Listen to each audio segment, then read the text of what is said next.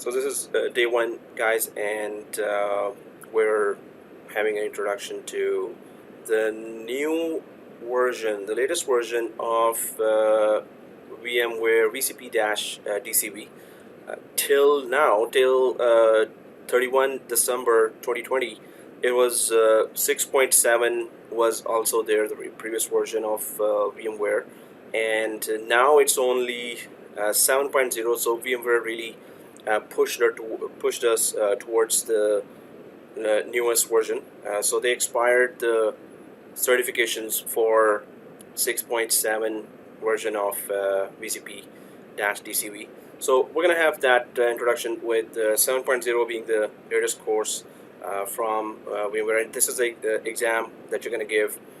And so let's get going with, well, this is Netplus College. It is VMware Authorized Academy. And a few colleges here are, here and there actually, are VMware authorized as well, although pretty much majority of the colleges do have that VMware course. But whenever you're doing that course, always check for VMware specifically that is it an authorized college or not. Otherwise, I've been seeing students going then again to another college which is actually authorized. So what is the meaning of authorized academy? You can get 70% discount vouchers for the 2 exams that you need to give at the end of this course, and those are foundation. One is the foundation exam, which you can give anywhere, and professional exam, which you have to give in the testing center.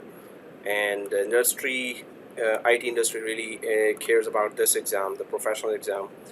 And so the 70% discount vouchers can be given at the end of the course, and then you can go ahead and give those exams. They're valid for 1 year. And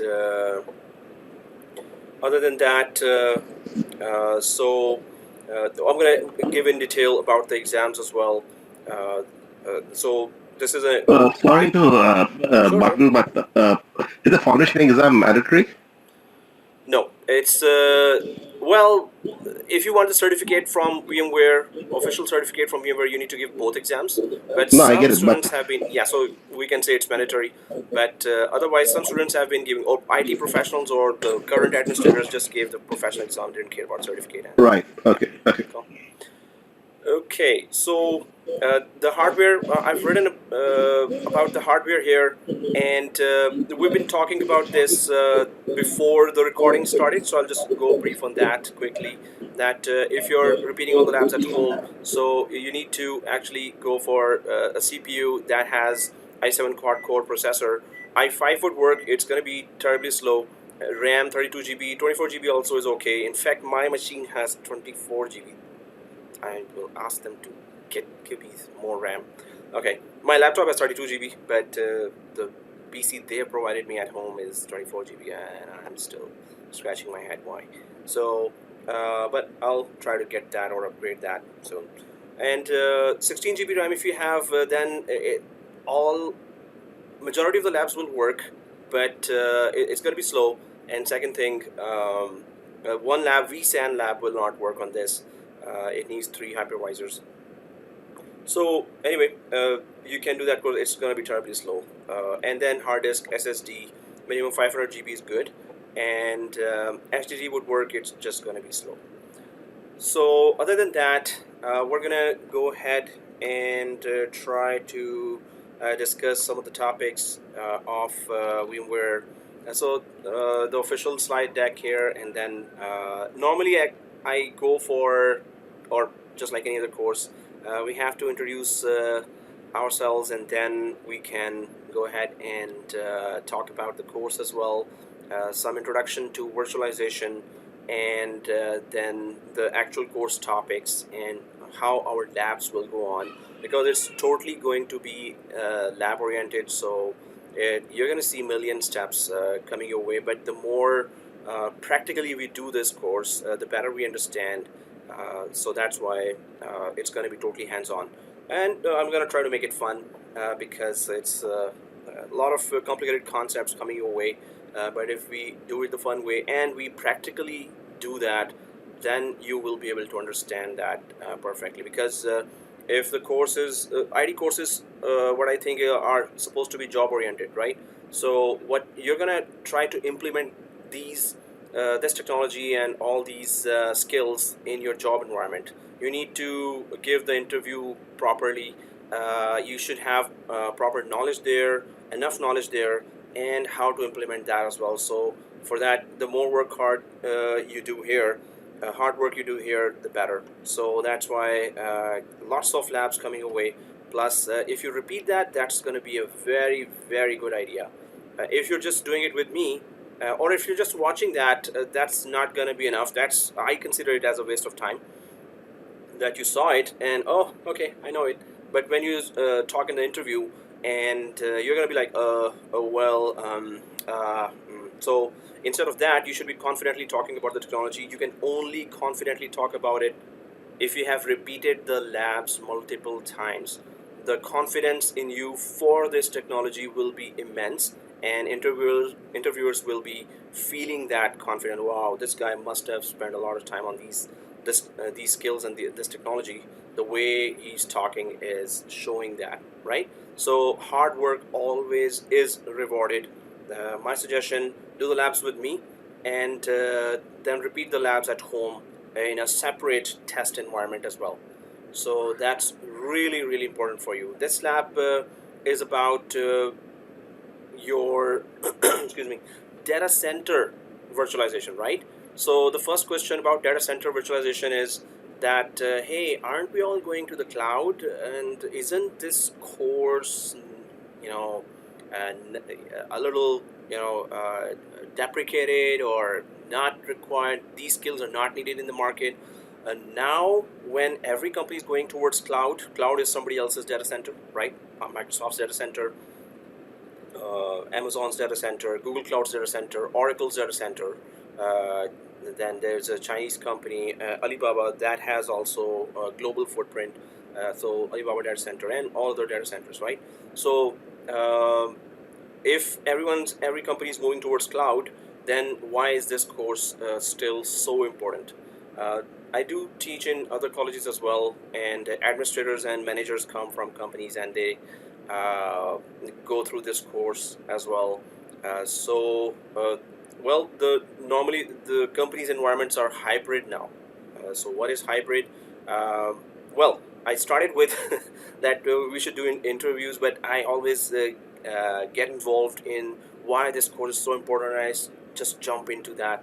So before I jump into that, how about my and yours intro, and then we can go ahead with the proper introduction. Why this course is so critical nowadays, and they're asking in the interviews a lot of questions of VMware.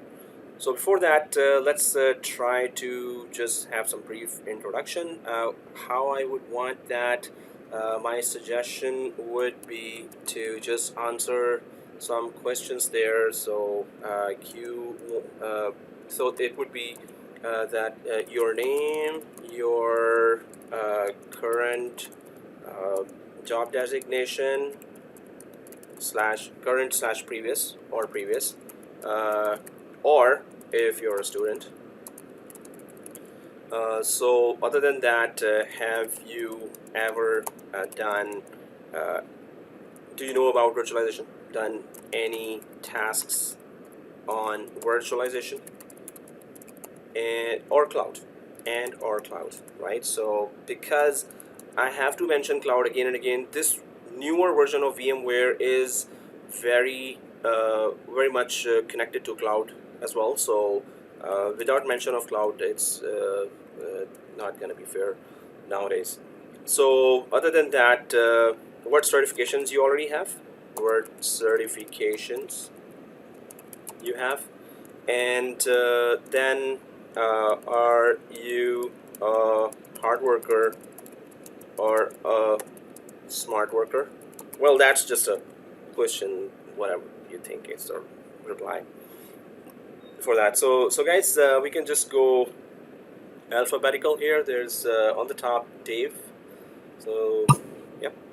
Hi, my name's Dave Katzman. I'm in Chicago, and like Joseph, I'm also coming through Microtrain. I am about to start a new job as a professional services consultant for NextThink, which is software that measures the digital employee experience based on hard metrics and user sentiment. So I'm excited to get that going. The only virtualization experience I have is running VirtualBox on my own computer to test out different Linux distributions. As far as cloud goes, I have taken the Amazon Solutions Consultant class, and I'm going to be taking the Microsoft Azure class later this month. My certifications right now, I have Windows 7 configuring and certified Scrum Master. I have some older certifications going all the way back to Novell, if you remember Novell. Wow. And A+ also. And I'd like to say I'm both a hard worker and a smart worker. I understand the difference between the terms, but sometimes one is applicable over the other. Yeah. And I'm excited to learn about VMware. As you stated, even in the Amazon class, they talk a lot about hybrid environments and connecting local data centers up to the cloud. So it all fits in together. VMware has still got a huge footprint out there and probably will continue to do so. And I'm excited to learn. Thank you very much for having me. Thank you, sir. And Hugo? Hi guys, name's Hugo Hernandez. What I have as far as work right now, I'm working for a company that does data services for lawyers. I don't know if anybody's heard of them. They're called Logility. And they have lots and lots of virtual environments. And I thought this would be beneficial to take this course. So this is why I'm here, to learn a little bit more about VMware.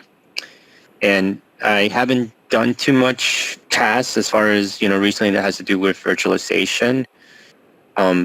So I'm looking to catch up with this course. Any other certifications? I've been Netplus certified in the past, and I've actually got the lifetime certification before they stopped doing it.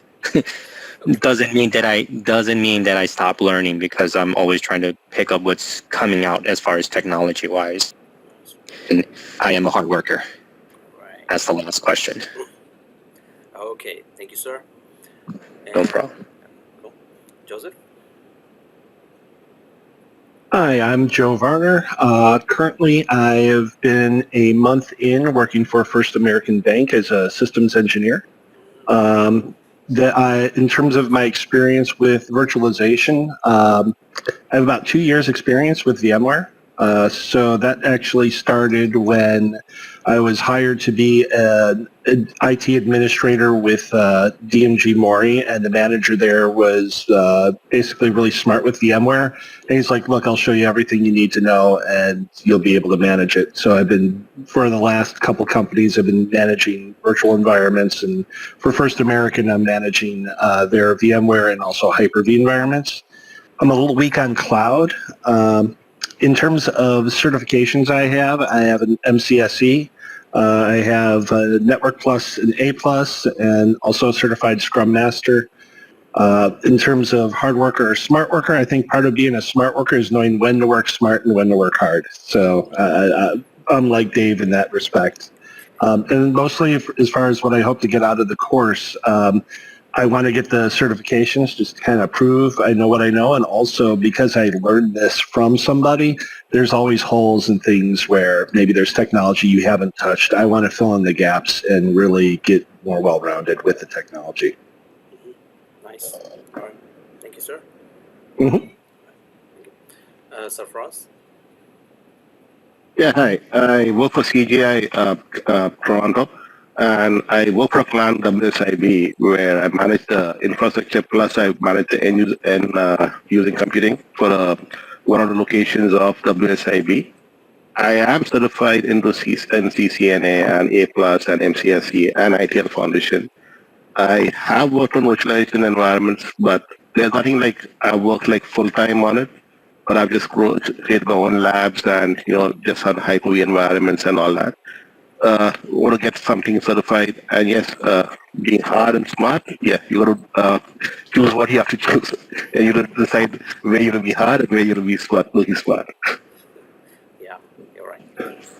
Thank you, sir. So my name is Amir, and I currently work at Condominium Authority of Ontario, and there I am, well, they call it IT admin, and it's mainly Azure Office 365 environment, purely cloud actually. And before that, I've been doing contracts, and that would have hybrid environment, especially VMware is pretty much everywhere. So whichever data center you touch, there you go, VMware is there. And well, there is Hyper-V there as well. Then Citrix Zen Server, many of the data centers have that too. So overall, I do contracts. Before that, I was system administrator in the Microsoft team in Scotiabank here for 5 years. And teaching is my passion as well. And as I said, that the course should be job oriented, whatever we need to implement in the job environment and in the interview, or just to talk to impress the boss. So the thing is that we should be doing practically everything here in the course, try to understand in depth and try to do implement all the technologies. What I learned in my experience in the job environments and what new tasks are given, new projects come. So I try to just implement those with vendor best practices. The more in depth we go with hands-on, the more hands-on we do, the better we are, the more confident we are on the technology. So that's what I think. And I also, not only just VMware, I also go for all the cloud courses. And before I used to also teach MCSA, MCSE, and Exchange Server, and databases. So what I do, I also teach that because teaching is a passion. That's all about me, and let's then go ahead with our introduction to the course. Now, here, VMware Vsphere 7.0 just started. They just introduced it in the market. It's not like just like last week. It's been there for some time. The certification is now valid from now on, from January 1, 2021. It's valid now, and this is the only certification you can give. Before 31 December, students were giving 6.7 certification as well, and now it's just this. So VMware has really pushed us all to do 7.0 because of the latest features that they have implemented, introduced, and those features are towards Kubernetes, and if you've heard about that, containers and Kubernetes, and also the lot of cloud connectivity. So you can just create a whole data center on AWS, you can create a whole data center on Azure. Your company is going to pay for the underlying hardware, but your company doesn't have to have its own data center, which is much more costly than having your machines on somebody else's data center. All the management, maintenance expenses are gone. So that's why they would prefer to go to somebody else's environment, rent it, use, implement the whole data center, and then simply, when they don't need that project is over, just delete everything, and that's it. And whenever the new project starts, then just build up the whole environment again, all script based. So excuse me. That's where VMware Vsphere 7.0 comes in, and what are the topics there that we need to go for? What are the certification voucher offering us? So some of that I already mentioned here. And other than that, importance as a vSphere administrator, you require knowledge about vSphere components and resources and how they work together in your environment. So You also require practical skills in installing, deploying, and managing these components and resources. So by developing your knowledge and skills, you can build and run a highly scalable vSphere virtual environment. So the main thing here, if I just go ahead and try to draw that, majority of the time, either the companies nowadays are going for, so suppose this is a company here, and this is your local branch here, on-prem. We can just stick to the terminology on-premises equals local branch, and that has a lot of machines there. So you would have hypervisors here. What are hypervisors? Just a small software that holds or hosts the virtual machines. So you would just have, in majority of the cases, 80% of the companies across the globe will have the VMware Esxi Hypervisor, and well, they are the king in the market. VMware started this virtualization, so that's why you would see a lot of that, and obviously from the experience also that it's more reliable. It's expensive, but it's very reliable. That's why companies are sticking to it. So you would see this in today's companies as well, that you would the hardware is IBM, Dell, and then on top of that is the hypervisor deployed, and on top of that are your virtual machines. One by one you would have virtual machines according to the hardware. Suppose you have given here 64 GB RAM, 128 GB, 512 GB RAM, 1 terabyte RAM, so 32 core processor, and you know, the SAN environment there. So you would just create all that, or you would see all that already there in today's data center. Now this is the current environment. Suppose you have 200 hypervisor hosts. These are physical servers on top of which hypervisor of Esxi is deployed. Maybe it's a mixture of Hyper-V plus Esxi, VMware Esxi, and Microsoft Hyper-V. And on top of those are the virtual machines, right? Now these virtual machines have what? Obviously the OS and applications. So OS and apps. So all virtual machines now, there could be 20 virtual machines on one host, 50 virtual machines on one host, depends on which virtual machine needs how much RAM. So suppose one virtual machine has actually Oracle database, and databases would require a lot of CPU and RAM, and the other would have just well, file server or print server here, and other would have Microsoft SQL database there.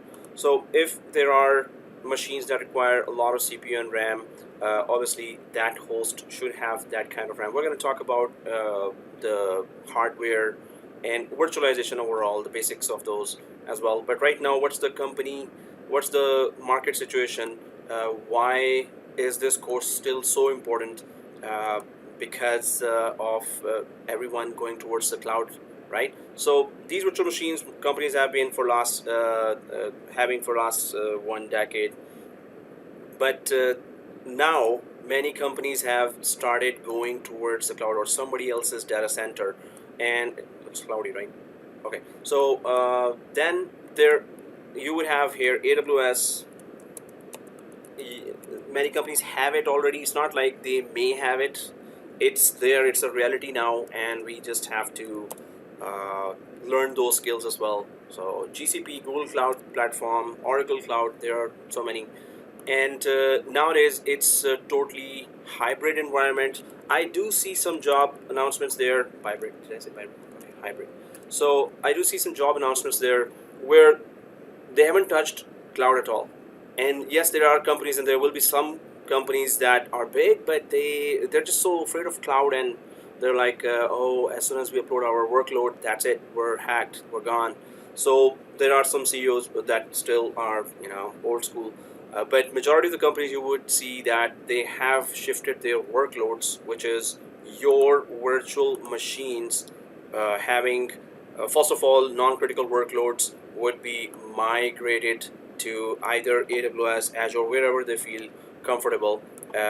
In cloud, obviously the most reliable is AWS, and then the second best is Azure. Normally companies have AWS, big companies have AWS as the main cloud platform, and as a backup they go for Microsoft Azure as well, and smaller companies go for Azure and Google Cloud as well as this backup, and main as Azure.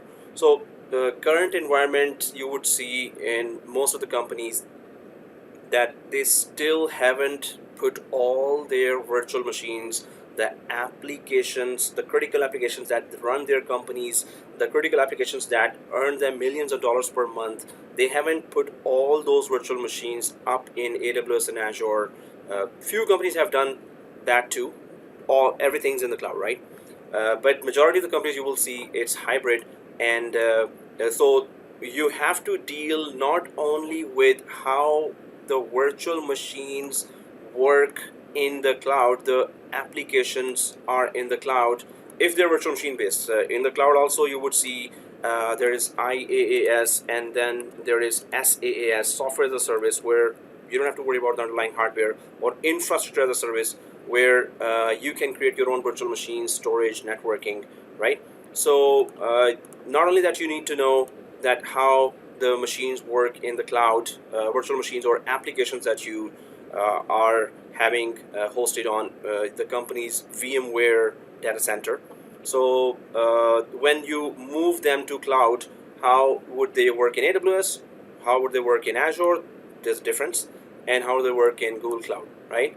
Main concern would be, or my suggestion, that you also do that AWS Solutions Architect Associate course for AWS, and Azure AZ-104 course is what you must do. It's not like you should do, it's a must. So AWS Solutions Architect Associate. Now these would be, why am I mentioning that? Because with VCP7 DCV, a combination of these courses would really be a collection of good skills, right? These would be the skills that are required by majority of the vendors and companies out there. So AZ-104 is just Microsoft Azure Administrator.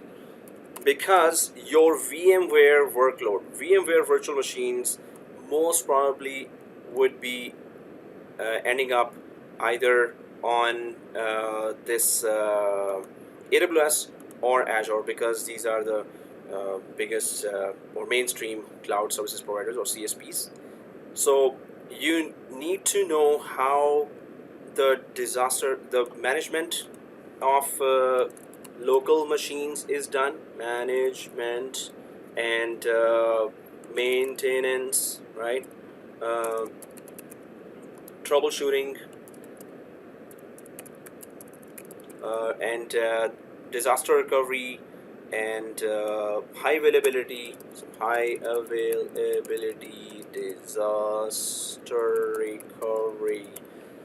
So all this, not only you need to know for the local VMware environment, on-premises VMware environment, you need to whenever they say, okay, half of the workload we plan to move to AWS and Azure in next 6 months or in few months, so you need to be ready then when this VMware virtual machine is moved to the cloud. Then what kind of changes first of all you need to do to move to the cloud, and second thing is that when you change that virtual machine from VMDK, suppose it's the virtual disk extension of a virtual machine of a VMware is .vmdk.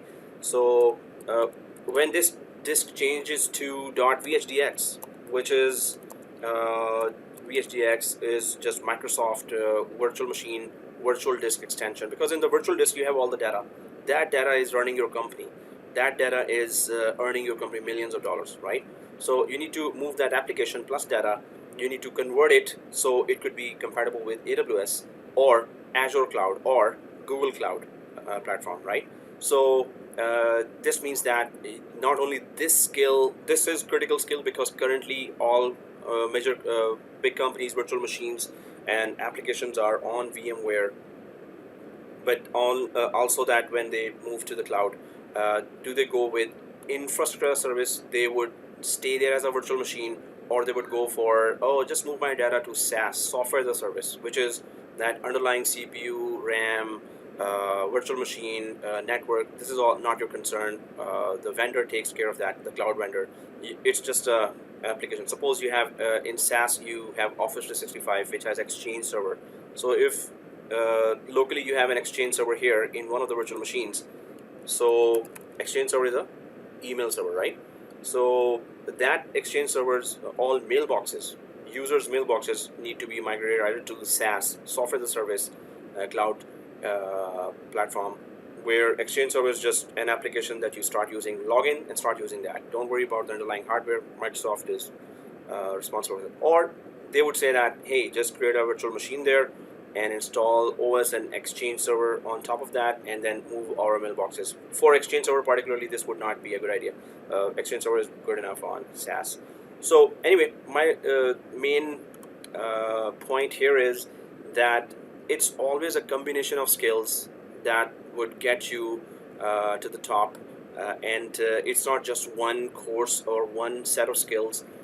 In IT, obviously, this is more true because the companies purchase equipment from different vendors for different needs. Whichever equipment or whichever technology is best by whichever company, they go for that.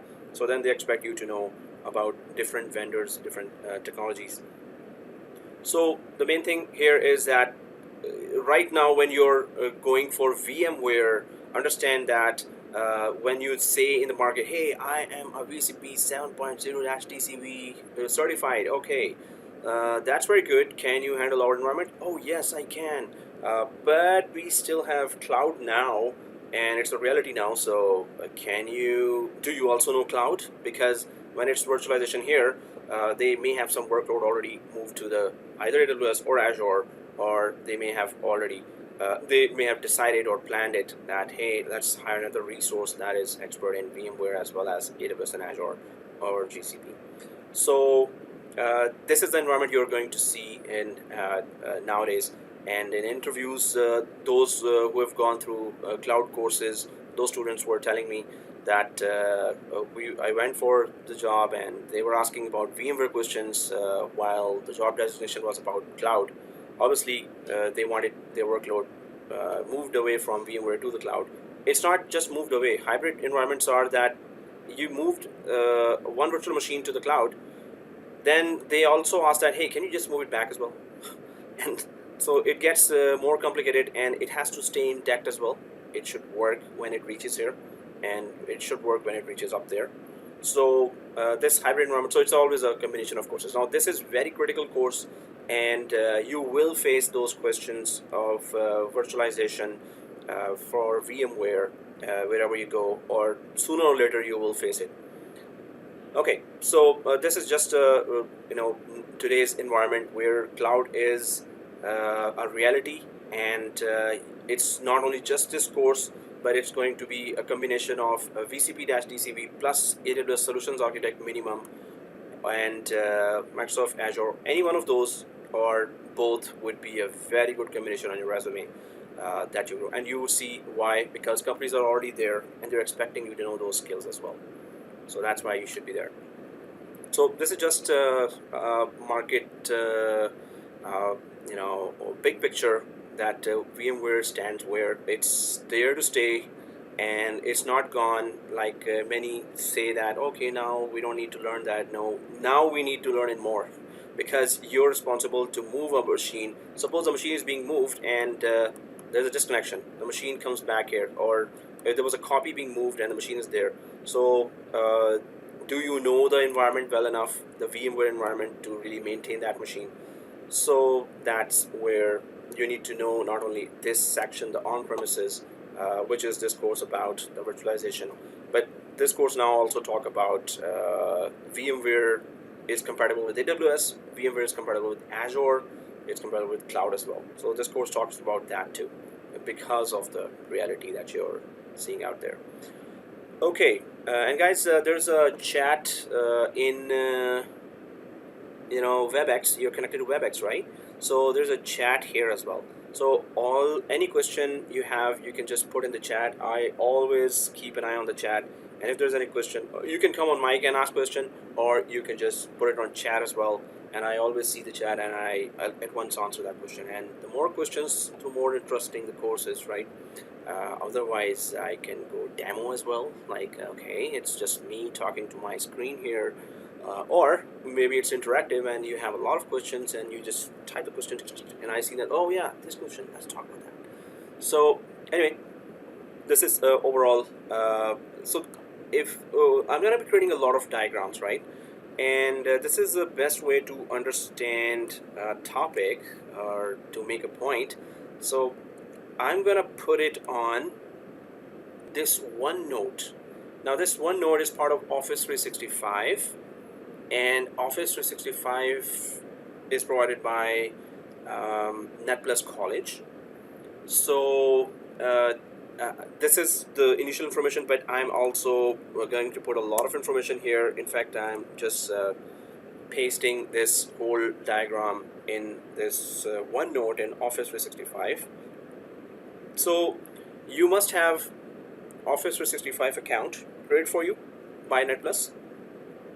And the good thing is that first of all, in next class you should be logged into Netplus College Office 365, and as soon as I put anything here in my OneNote, after I share that with your Netplus College Office 365 accounts, so in 2 to 10 seconds, whatever I put here will be shared automatically to your OneNote as well, right?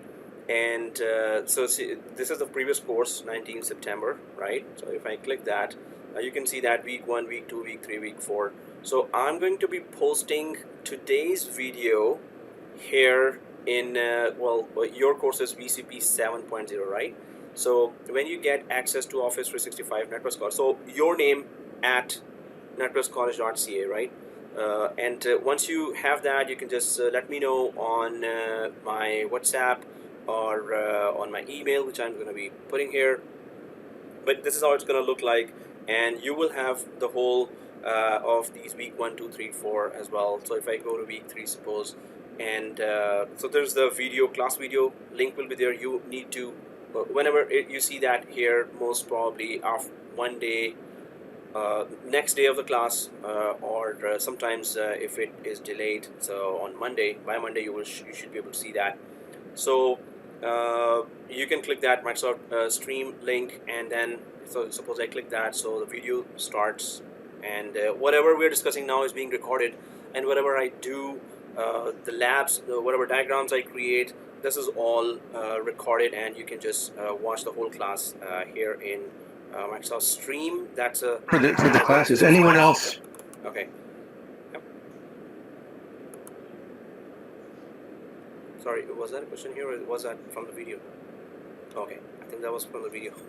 Okay, so and that's how it looks like, and then all the diagrams here that I'm going to be sharing, and then step by step create a VM inside Esxi data store, and then all the explanation of all the points that I'm making. So this would be shared to your OneNote as soon as I put it here.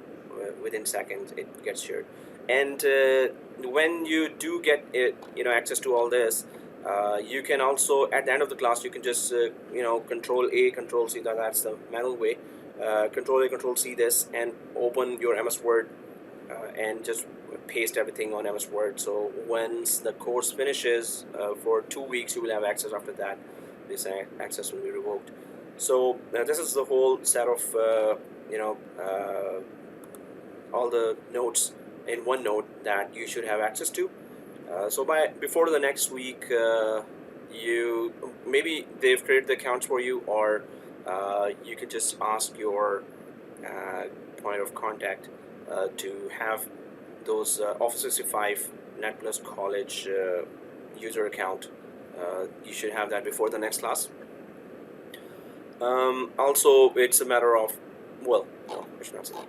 Okay. So let's go ahead, and this is one note here that I need to put all the data on that I'm talking about today. I will be explaining the whole lab process as well, and what software you should have, and also some more details about the exam, but mainly we're going to check that if you have the latest software there on your machines, or how can you get it. Obviously, I'll put that note here, or download links here as well. So if I go back here to the previous course, I had created that downloads folder here. In fact,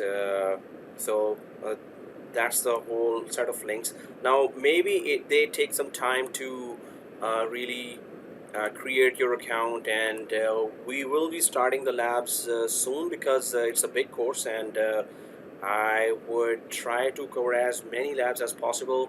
You know, labs implementation takes time. Step by step I'm implementing the lab. So there's a downloads link here, and I would just copy this. This is if you don't have that software there in your machine, so I'm just copying that in the chat on your WebEx. This is actually Google Drive link, and that is my Google Drive where I have uploaded that just to offer that right away. Otherwise it's in colleges VMware. So these are the trial versions of what I just shared here are the trial versions of the Vcenter and the Esxi. What are those? We're going to talk about that. But this is the download link. Once you have access to this, I need to know your Netplus college user, and then I'll share it with you, and then you will be able to see actually all these, but your course is 7.0. So you can just copy those links from chat, and if you don't have that software, just go ahead and download that. For Microtrain, I think they already have it, but you can, if you have some other machine at home, you want to download it there as well, you can do it. But you can, in Microtrain, you can also check in your machines, if you are able to, that do you see any software by this name, Vcenter 7.0. You can just go to the C drive or D yeah, drive, it looks like whatever it's the older version, 6.5 and 6.7. Yeah, it looks like it's the older version, 6.5 and 6.7. Okay, so you don't see 7.0. Okay. Okay. So, well, if you're able to access this site here, I could just ask them, hey, can you download that? Or you could just put that download on that once I folder get and the account created on your side, I'll just download it myself. Oh, okay. And also, I just shared it in the WebEx. If that is doable, otherwise, yes, when the account is created, then you can do that as well. Okay. If you want me to download both the hypervisors, Linux as well as the 7 ISO. Yeah, this is the links that I've showed here on chat. I've pasted here. Yes, you may download both. One is hypervisor, one is the actual centralized application called Vcenter. So you can download it, and it's better to download it now if you can. No big deal. If you want to wait, it's okay. If it's not there, so yeah, I'll be putting those links there, or I'll sending those links to Microtrain as well. Hey, I think I did that already, but sometimes inter-college communication is kind of, you know. Yeah, it doesn't look like on their remote drives that they have the latest 7.0 on there.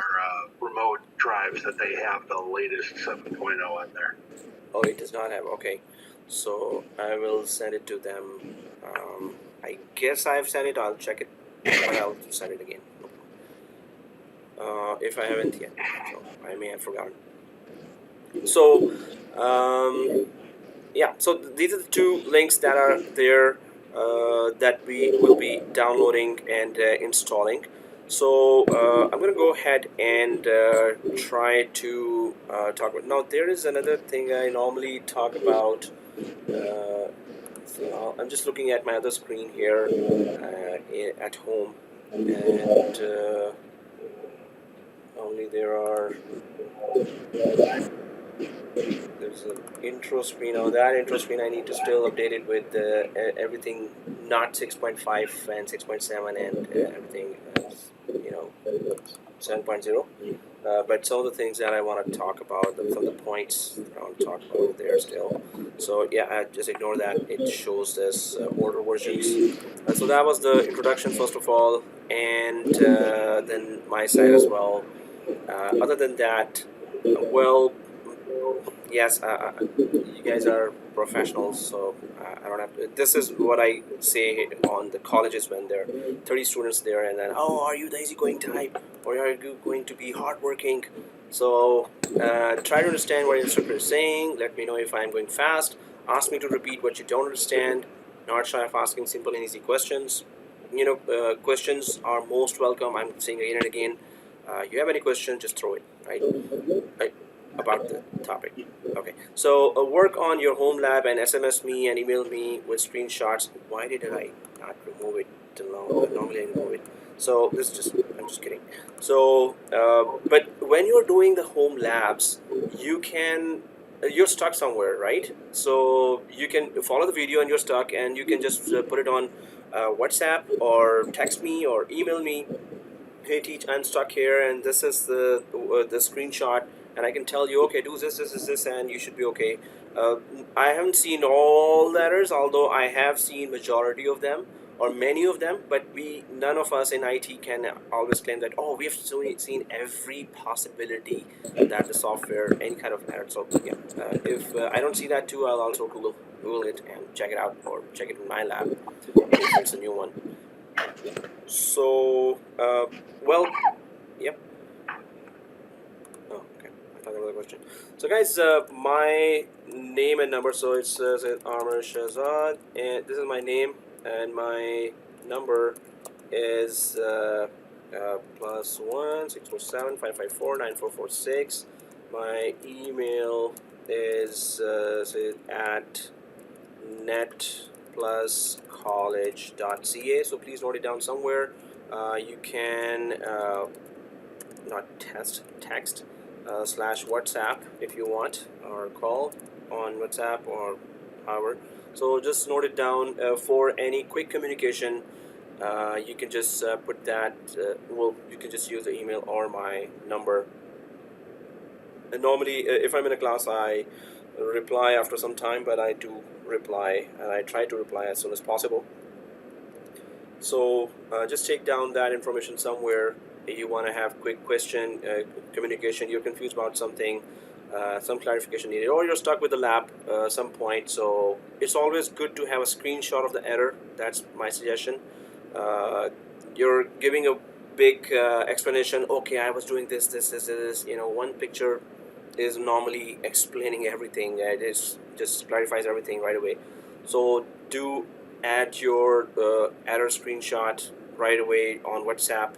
I'm just connected right now here on WhatsApp. If you're there, you can just say hello to me as well on WhatsApp, and we can have right away quick communication there. Although the Netplus College will create a class WhatsApp group as well, I always ask them to do that, so I could share with you quickly any software, and basically for quick communication, right?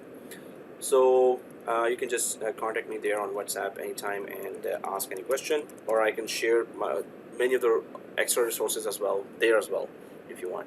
Although I'm going to be sharing there officially in the OneNote. Okay, so hopefully you've taken down that content. Oh, I'll just put it in the chat there on WebEx, and let's go ahead. Okay, so my suggestion, please do repeat all the labs. They're very critical.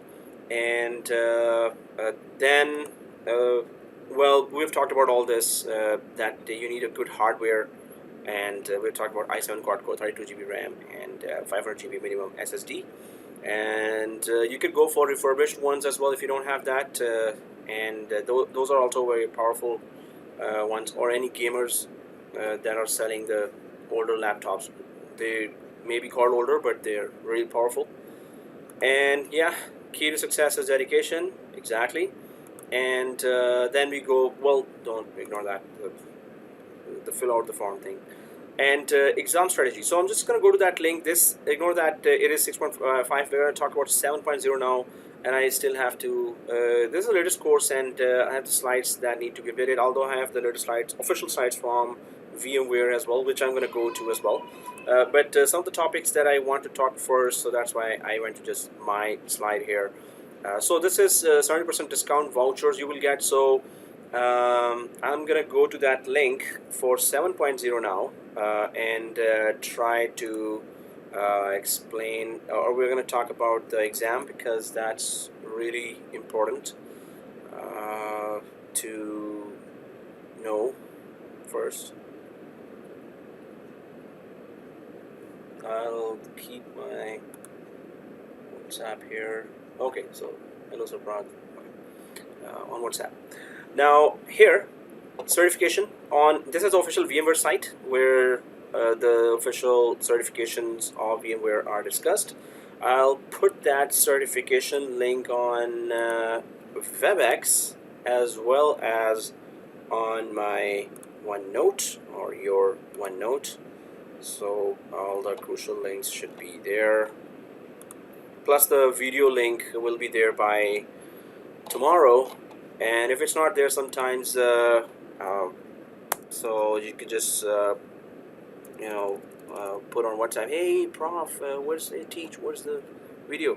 So I just put that link there, and later when the video is rendered, it takes 1.5 hours to render, to convert it to MP4, and then when I upload it takes some processing time here as well. So the link will appear here, and well, by next week you should have those. It does take time sometimes. Even by second class you don't have OneNote connection, OneNote username, but if students have a certain power, you want to use that. So the thing is, hey, I need that Netplus college link, would you please provide that, and follow up, and you will get it in no time. Okay, so anyway, I didn't say that. Oh, it's in the video. Okay, so I'm gonna go ahead and so this is VMware certification, and if we go down here, so there's data center virtualization. So they have other set of certifications. Network virtualization, you want to go for that. Cloud management and automation. Now this is also pretty hard certification because all companies would want you to go for automation, which is scripts and automation software as well as cloud management. VMware is really taking that seriously because that's the reality.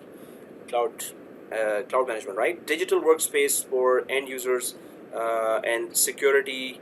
Obviously, security. One of the security certifications you should have. Try to go for Azure security, AWS security certification, or for vendor neutral certifications like CISSP and Global Security Plus from CompTIA as well. So one of the security certificates should be on your resume. Anyway, and application modernization. So we're going for data center virtualization, this one, right? And so if I click that data center virtualization, so here it's then having VCTA, which is VMware Certified Technical Associate, then VCP, that is VMware Certified Professional 2021. So it does not mention well on the badge that it is 7.0. They go by the year number, so that's what you will see in your certificate as well. So we're going for this one, and this is the VCP VMware Certified Professional 2021 Data Center Virtualization. Then there's VCAP, VMware Certified Advanced Professional, if you want to pursue your career on VMware, and then VCAP, VMware Certified Advanced Professional, the one. Virtualization Deploy, and this is Virtualization Design, right? And the top one, the PhD or the doctorate of this is VCDX, VMware Certified Design Expert. So these are the certifications we are here. We're going to be going for VCP. There are badges here that you will be getting as well. So, but you can go for some, specific technology-related certifications as well, or badges that you can show on your resume. So vSAN is a very critical. We have a big lab on vSAN. It's a very critical software, and with our 32 GB RAM, well, sometimes 32 GB RAM is not enough as well. But I've been doing this course with 16 GB RAM as well. So yeah, we'll just juggle our RAM and CPU requirements for virtual machines. You'll see that. So then there is VMware Specialist Cloud Provider. Now that is also important. vRealize Operations is a VMware one-stop software for monitoring and automation, right? So it's a monitoring software, but it monitors not only your VMware environment, it also monitors your a Linux environment, Microsoft environment, then AWS cloud environment, Azure cloud, Google cloud. So it's really one-stop monitoring and automation software. Its license is separately acquired, and it's expensive as well. But this is a separate certification for vRealize as well, and there are actually two badges there: vRealize Operations 2021 and Cloud Management. This is actually Cloud Management, so that would be. And Vmware Certified Implementation Expert and Certified Master. So there are these are the badges there, but we're here for certification, and this one VCP Vmware Certified Professional 2021. I'm going to go inside this VMware Certified Professional 2021. So that's the name, and I'll put that link in Webex chat as well as on the OneNote here. That's the certification page.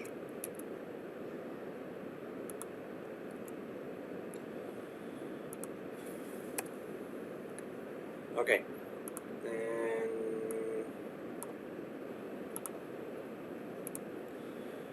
Now, in that, obviously, they're discussing about the whole certification. That this is all the new technology is there for today's company environment. So, certification path: if you hold no VCP certifications and want to test on your Vsphere7, so gain experience with Vsphere7. So, all the certifications you might know already that the certification, the vendor says that the certifications are for those professionals who already have some experience in the field of VMware, and then they should be going for certifications, right? But it's a majority of the time in colleges, vocational colleges and other community colleges, I see that the students with no experience at all actually join. But it's meant for those who have experience. Well, we're going to gain some experience in the course, obviously, so you will get that experience. Second thing is attend one of the required training courses. That's what you're doing now. So that would be now one of the required. So okay, I haven't expanded that. So gain experience with Vcsa. That's the first one. Then I'll expand this one. Attend one of the required training courses. That goes for Vsphere, install, configure, manage, V7. Then there is on demand, the same one. That is self-paced. You want to purchase the videos of the VMware expert and follow those videos. You can do that too. Official VMware videos. And then there is optimize and scale, an on-demand version of that. Troubleshooting, there's a separate certification for that. Fast track is also there. Optimize and scale plus troubleshooting, fast track, and advanced administration workshop. So we are here for install, configure, manage V7. So that would be this course we're going for, and we're going to be covering all the topics for that. If I go down here, so pass the professional data center virtualization exam. So I'm just going to expand that, and then it shows this that the certification, the exam code is 2V0-21.20. So that's the exam code when you're registering for the exam, and it's 130 minutes, 70 questions, $250 US. Well, after 70% discount, it will be like what, $67 for you. And about the certification, since we're talking about that, I'll just put that here.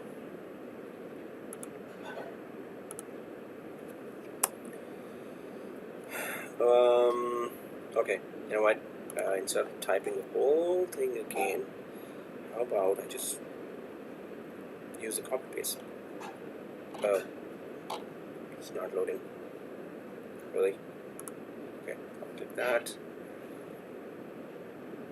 And click that again. Okay, very good. So there's a few things about the certification and the voucher especially you need to know, and that would be okay. So oh, certification info. Sorry, I'll just put it. Yeah, I'll just put that whole page here. Copy Vcp7, and this section I'll paste it here. But obviously, whatever changes are there, I'm just going to go for that. So vouchers provided by VMware Authorized Academy can only work with exam code plus PSE. So when at the end of the course, I'm going to repeat this whole information at that time as well. But when you are registering for the exam, okay, so there are some names here as well, and some, this is just chat I copy pasted. I should have organized it. So the first point here is that when you're giving the exam after learning this course from the authorized VMware Academy, so when you're giving that, when you're scheduling the exam, the PSE has to be at the end of the exam code. So if I Alt Tab and go back to that, exam code is this 2V0-2120. That is for the professional VMware vSphere 7 exam. And after that, when you're scheduling that, so at the end of the course, we're going to discuss that too. At the end of the course, you need to type PSE, and the voucher will work only if you have selected the exam code with PSE at that. PSE actually just means that you have you have taken the official course from an official academy, or VMware Academy, and the voucher you're using is from the VMware Authorized Academy. So that voucher will work only with the exam code that has in the end PSE written. Anyway, so I'll guide you at that time as well. And okay, wow, you know, I'm the only instructor who actually does editing live. So vSphere voucher also works. One more thing here I want to mention: foundation voucher. So there are two exams, remember, right? Foundation and professional. What about the two exams? First of all, about the foundation, that this voucher can be used 6 times. That's a good thing. But obviously try not to fail that many times. Every time you have to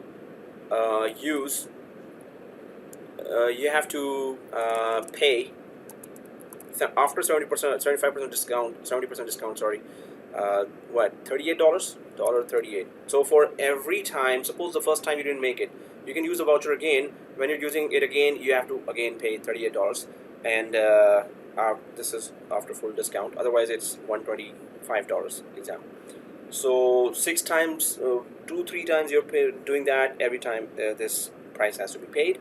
It's pretty easy, and it's it's more towards marketing the VMware products, but they want you to give this exam, then they will give you the official certificate for that. So every time you have to pay $38, could be $39, to give the exam, right? And we can give this exam at home, and do not have to contact a testing center like Pearson VUE. So this exam you can give anywhere, whenever you want, right? But the professional, this voucher can be used 3 times. So if you didn't make it the first time, you can again use that voucher to give this exam again, and that would be so every time you have to pay $67 or 69, 68. Sometimes it's $1 or $2 up or down, but it's a 70% discount. Otherwise, it's a $250 exam. So and you can use it 3 times. So that's a good facility. And recently, just students have passed from previous course. 2 or 3 students have passed now, and we must contact a testing center nearby any testing center you want to contact. It's PearsonView, right.com. You can just go there and check it out, which testing center you want to go for. So other than that, this voucher is available for 1 year, right? So that's the same thing for this one as well. So it's been, only 3 students have broken that record of forgetting to use the voucher within 1 year. So that was I call them record holders. It's such a critical exam, and they thought that, hey, I have 1 year, I'll give that exam anyway. So then they actually forgot, and they realized after 2-3 months of expiration of the voucher that, oh, I was supposed to give the exam. So please don't do that. As soon as you do the course, I will give you the sample questions. I don't know how to say that, but the sample questions I can also provide you, but that's just sample questions, and you can go through those questions to have an idea about how the exam will come, right? And there are many other sites who provide sample questions as well. You want to pass the first time, but the main thing is you want to really know the technology to implement it in the job environment. That's should be the main concern, but also obviously to pass the exam, and that's the second main concern. Okay, so other than that, you will get access to I will send you the official, so you will have access to official VMware student portal, and it offers the official VMware textbook, and okay, so it's after discount. It is available in I think $1.28, $1 or $2 up or down after discount. So they should have made it freely available, but no. So other than that, you may download all the VMware software free with 2-year keys, right? Software keys for 2 years, so it's good to download those software with the keys, and you will have 2-year access to that. So you will have 2-year access to that.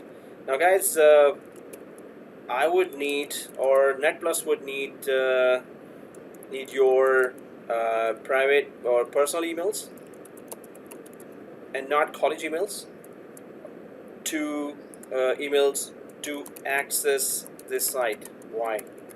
Because the college emails, once you've done the course, you're not connected to the college anymore, so they will delete your emails. They will just block your access to the email, and if the college email is not there for you for next 2 years, so you won't be able to access then this VMware official portal as well. So that's why it's a good idea to go for your personal email, that so you could have access to continuous access till 2 years to this official VMware portal, student portal, and it has a lot of resources and some other third-party software in great discounts as well. It offers. I'm going to show you now that portal as well. So you will have 2-year access. Please. Oh, okay. Well, I was just looking at Netplus communication on other screen. Sorry, just give me a second. And so they were asking that how many students are there. Okay, so class going on. Vmware. So don't bug me. Well, you will have access to official VMware student portal. Yeah. So these are the things. Now the book, their official VMware book is also, I'm going to show you where exactly to go, and it will record in the video. So when you get that link access, so you would know where to go and check it out by watching this video. And this video will be available on top here. Oh, sorry, on the Week1. So yes, you need to get that. You can those who are connected to Netplus College, you can just communicate with Ravi or Mary right away that, hey, I need access to the Office 365. You know, so okay, you will have 2-year access to that. I would need, okay, I would need your personal emails to access. Okay, for you to access. Seriously, what am I grammar? For you to access. Okay, so either you can give that, either the microtrain gives it to Netplus College and then they give it to me, or you give it to me on the chat and okay, there you go. So you can just choose the WebEx chat and put your personal emails there as well. Now just give me those emails which you regularly use, right? Well, that's my suggestion, that whatever you use regularly, which are personal email. So you would get some correspondence there, and then you can connect to the VMware portal right away. I will have to confirm from the college as well. This access is related to financial matters as well. So maybe you understand what I'm saying, financial matters. So if the inter-college financial matters are resolved, you will get access. And students who are coming directly to the college, if their financial matters are resolved, then they will get access. So if it is delayed, it could be, one reason could be the financial matters. Wow. So that would be the reason that you might not get the access. So then you can put some more, traditional student pressure. Okay, that always works. Anyway, so this is, you will have 2-year access to that. I would need your personal emails for you to access this site. Okay, I got 3 emails there already, and I'll just confirm from my college if everything is okay, and then I'll just simply create it and send it to you, send that information to you. Okay, I have to put it somewhere. Okay, I'll just seriously put that in another notepad. Wow, took some time to open. I'll just drag this to the other screen, and then I'll put it there. As soon as Netplus College says you're okay, or everything about what I'm talking about, then I'll just create it and send it to you. So you can just log into that and then check it out, what's inside, what are the goodies. So here, I'm just going to go ahead quickly to that, then we're going to talk about the topics. I'll just quickly go to Netplus College. So the official site, what will it have, and you can refer to this video when you're connecting to this, when you're connecting to your official VMware student site. So this is how it's going to look like. You're going to the Netplus College. It should show you first. Second thing is that there is VMware and software and more software. So it shows here faculty and staff, right? So it would show for you students there, and not all those tabs will be available on your side. This is my faculty, subscription. So, but I'm going to go for first of all, this VMware tab is there. So the best thing about this is that you get the VMware Workstation Professional version, 16.x and 15 as well. So, and you get a 1-year key for that. So that's really important because we are using VMware Workstation 15 or 16, right? So you really need that software to create the lab. You can use VirtualBox as well, but the best is this VMware Workstation. Now you're in the VMware course, so better go for VMware Workstation. Although VirtualBox also works fine if you're so used to it. This is really smooth. So this you can download and get the key free. This is free. All the software, VMware software is free. And then you can get the VMware Fusion or other products of VMware as well. And you have VMware vCenter 6.x and VMware Workstation 15.x. So this is the older one. This is also really 16.x, VMware Workstation, and 15.x. You should have keys for both, right? Oh, even 14.6. They have even older versions of that. So we realize you want to try that with a key, actual key. So you can just try that. Vsan, you can try Enterprise Plus of 6.x with all the enterprise features. You can try that too. So the software that we're going to use, well, I've given you the trial versions, and I'm going to tell you where I got that, and you can get that too with latest trial version. So this is the version with keys. So VMware vCenter Server 7 standard. So the trial version is enterprise, actually, what we're going to try. So all the enterprise features are there. Standard does not have some very critical features. Enterprise has those like vSAN and the distributed switch and DRS, distributed resource scheduler, right? So, but I don't know why they don't give enterprise version with trial keys. For the latest one, they did give the trial enterprise version for 6.0, which is the older version. Which some companies would still be on that, and they may have not upgraded, migrated their to the environment to the 7.0. Some companies might have 6.0, 6.5, 6.7, 7.0. So you would see all those. So we have standard version here, but this is for your own practice. You can just install for majority of the features. But for some of the features that we're going to stick to enterprise version of 7.0, which I shared with you, or it's in the OneNote as well. And vSAN 7, Vsphere Enterprise. This is the hypervisor, and this is also 7.x. So this is available. So you get vCenter 7.x, but standard version, and hypervisor, which is the client side. Not like end user client side. Vcenter will handle those hypervisors or physical machine, which has a hypervisor and it hosts virtual machines on top of that. So that's the 7.x. So these are the two that we're going to be. It's about that. This course is about these two. We're not going to be using exactly these two.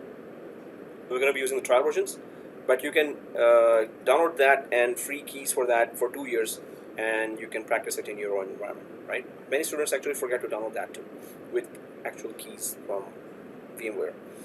Okay, so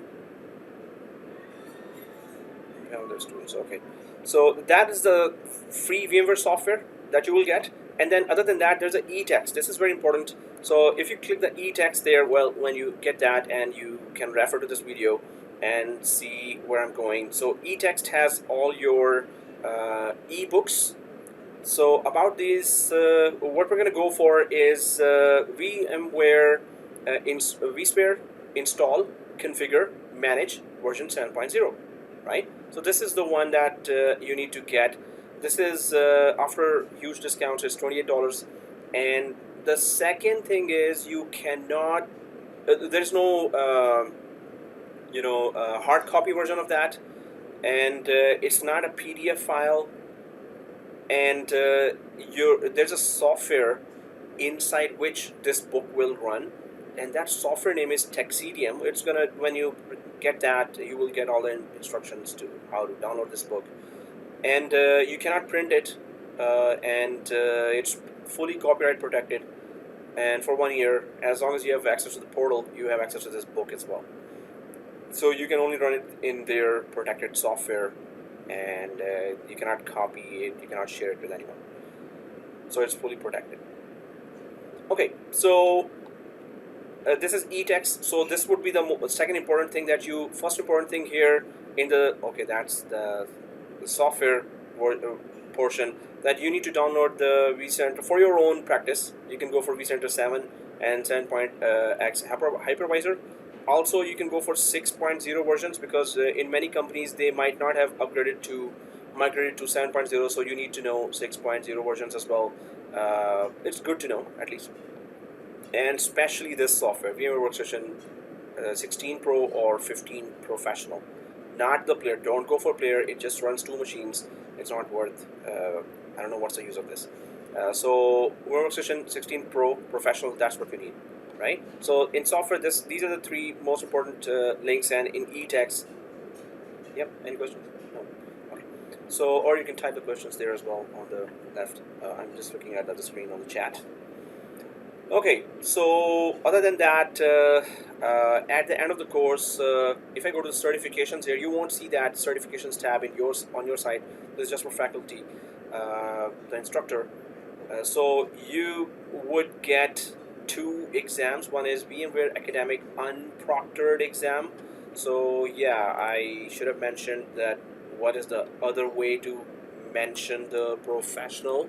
It is unproctored, and that is you can just give it anywhere. So nobody's looking over you when you're giving this exam.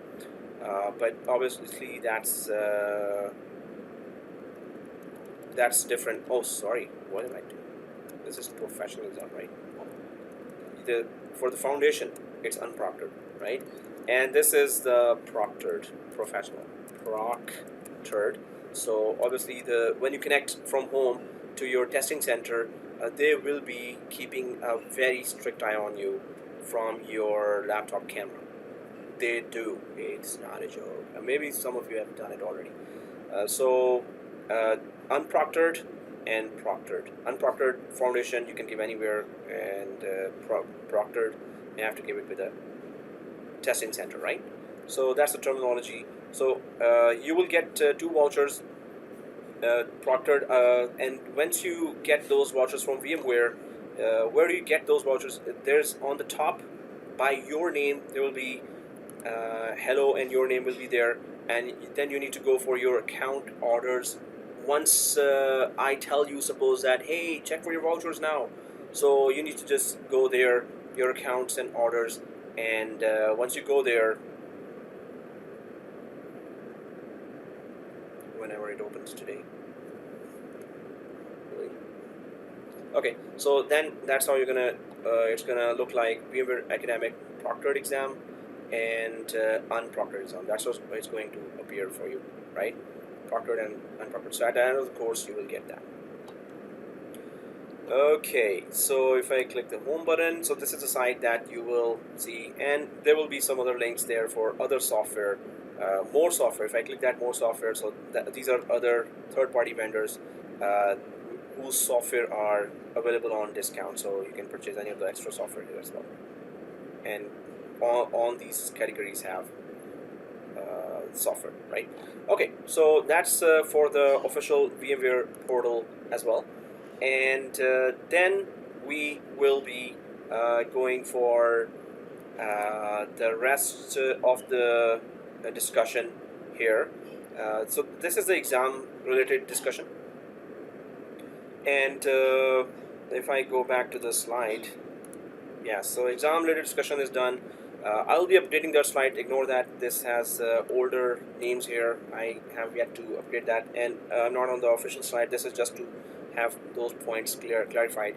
Also, I talk about on day 1 only that what are the other certifications that are good in the market. So now obviously inside of 6.5 it would be 7.0 here, but others are that if you have MCSA is actually gone in 30 days. MCSA 2016 will be expired on January 31.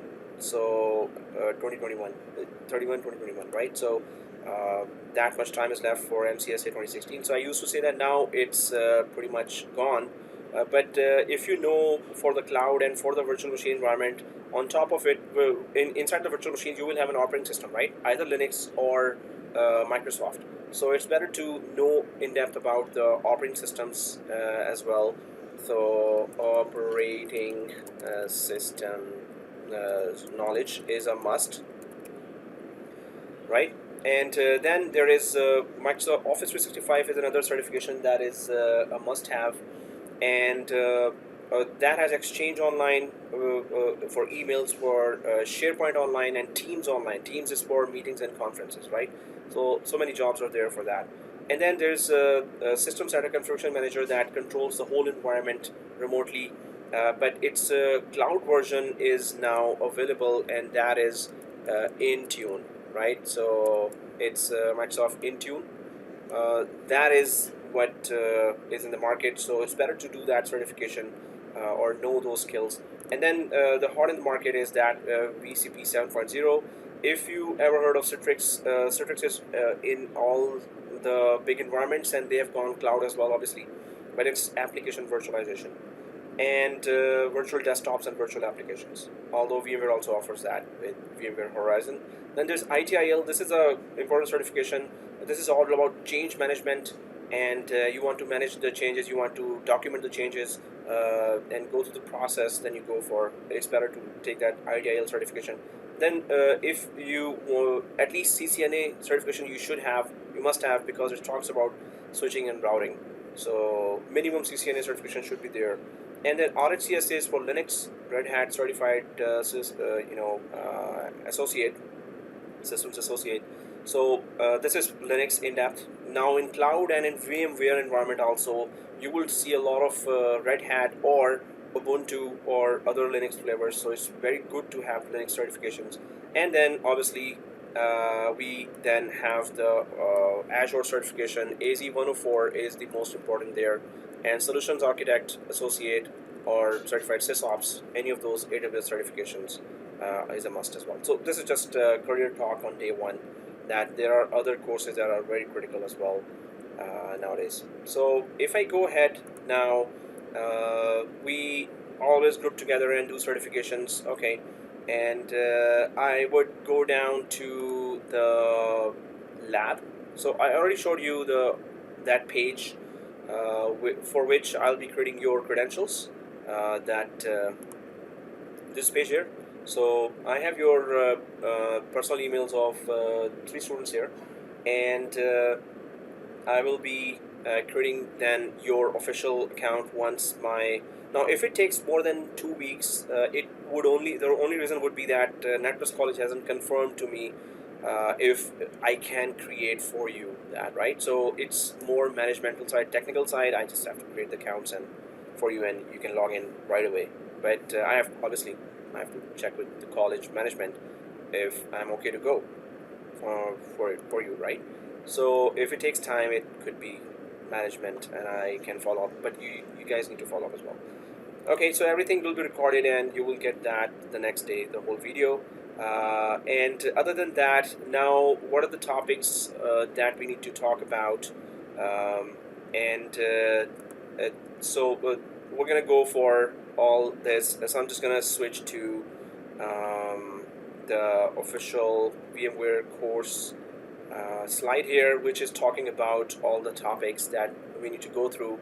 So some brief introduction about that, and especially how our lab will be created, how we were creating the labs before and why, and now how for the new course we're going to be creating the labs and why. So all that discussion we're going to be doing right after these messages. What messages? No, well, let's take a break and then come back and start this course. So I'll just put that break timing there, and any question from your side is welcome at any time. Well, after the break, right? So I'll just put that break, and class starts. US time would be, right now there it would be 3:40, right? So normally it's a 20-minute break, but sometimes I ask the students as well, hey, you want 15-minute break, you want 10-minute break, you want 5-minute break? Otherwise officially it's 20-minute break. So it's 4 o'clock. So class start US 4 p.m. and Canada 5 p.m. Right.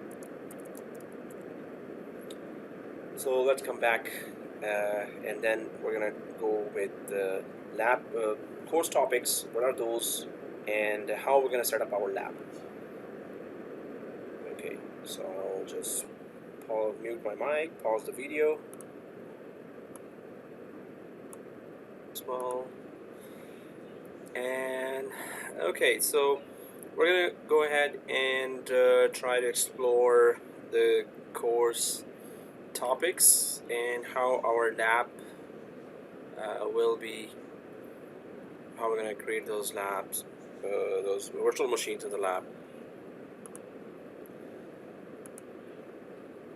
So objectives, learner objectives. After completing this course, you should be able to meet the following objectives, and that is to install and configure Esxi hosts, deploy and configure Vcenter server appliance, use the Vsphere client to manage the Vcenter server inventory and the Vcenter server configuration, create virtual networks with Vsphere standard switches, describe the storage technologies supported by Vsphere, configure virtual storage using Esxi and NFS storage, create and manage VMFS data stores, and then use the Vsphere client to create virtual machines, templates, clones, and snapshots, create a content library for deploying virtual machines, manage virtual machine resource use, migrate virtual machines with Vsphere vMotion and storage vMotion, create and manage a Vsphere cluster that is enabled with Vsphere Esxi and Vsphere DRS, use Vsphere Lifecycle Manager to perform upgrades to Esxi hosts and virtual machines.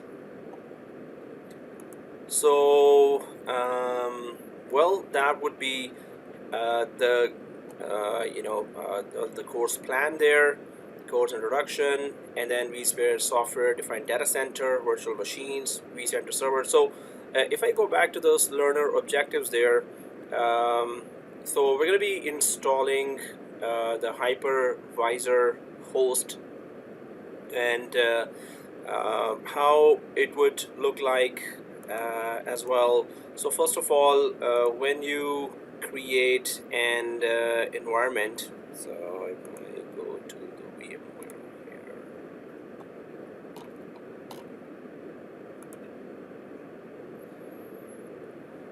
so there are normally when you have a physical server deployed, so that physical server, on top of that physical server, so suppose you're deploying a VMware environment, or the company already has a VMware environment, the physical server arrives, you put all the physical disks inside, you put the RAM inside, you put the cards inside, you connect the whole server together, and then you put on top of that a hypervisor software. So it's a bare metal machine, there's nothing installed inside. Once the hardware is connected and then you log in, you can just deploy hypervisor through Pixie enabled network cards and pre-boot execution environment, right? Or you can just simply connect with USB and portable USB and deploy the VMware Esxi Hypervisor. So that VMware Esxi Hypervisor is that small software that gets deployed on top of the physical machine in a production environment. And that hypervisor, the only job of a hypervisor is to host virtual machines, right? So hypervisor hosts virtual machines, and it lets us use the full capacity of the hardware. So lets us use the full capacity of the hardware. So we can use 100% of the hardware, 90% of the hardware, the RAM provided there, the CPU provided there, the display card, the network card, the storage, the hard disks. So when we used to deploy before the virtualization one operating system on the full server and then an application on top of that operating system, so it would use 50% of the full capacity of the hardware capacity we have, or maybe 70% of the hardware. Now when you have virtual machines, so you could just simply deploy, you can remotely connect to this hypervisor, you can then deploy virtual machines on top of that according to the hardware capacity we have, and each virtual machine is using a part of the CPU, RAM, SSD, and the network card that is provided by the hardware. So the physical RAM, the physical CPU, the physical storage, and network. So now hardware is all abstracted, which means that every virtual machine thinks that it owns this hardware while it is just using a portion of that RAM or the total physical RAM this physical server has. This is also using some part of the RAM, this is also using some part of the RAM, this is also same with the CPU as well. They are having their share of CPU or whatever amount of CPU, whatever percentage of CPU we decide to provide, whichever critical machine or non-critical machine. For example, there is a SQL server deployed here, that's a database, and the whole company's data is there, so it's really important. There's a file server here, there's a web server here, and suppose there's a print server here. So whichever virtual machine needs more percentage of RAM, so we can put some policies there. Resource pools is one way, one feature in the hypervisors and vCenter that would let us reserve. So suppose this SQL server is a critical machine, so you say that okay, out of that 128 GB RAM suppose we have, so can you give always, hey hypervisor, can you please make sure that you always make 64 GB RAM available only for this machine, so you can reserve the hardware, underlying hardware for certain virtual machines as well. Reserve the CPU so that always give 20% of the CPU to this, or always give this much storage to this, or bandwidth to this machine. So you can just reserve all that for more critical virtual machines. When we install hypervisor on an environment, and we're going to install that in our environment as well. So the main purpose here is to host virtual machines, and VMware has Esxi Hypervisor, and when we talk about hypervisor, there's one more thing that we need to know, that there are type 1 hypervisor and there is type 2 hypervisor. So type 1 hypervisor and type 2 hypervisor, and the difference between those two is that type 1 is used professionally, right? Is used professionally, like in the companies, is deployed on a bare metal machine, right, on a physical server, so here type 2 hypervisor is used for training environments,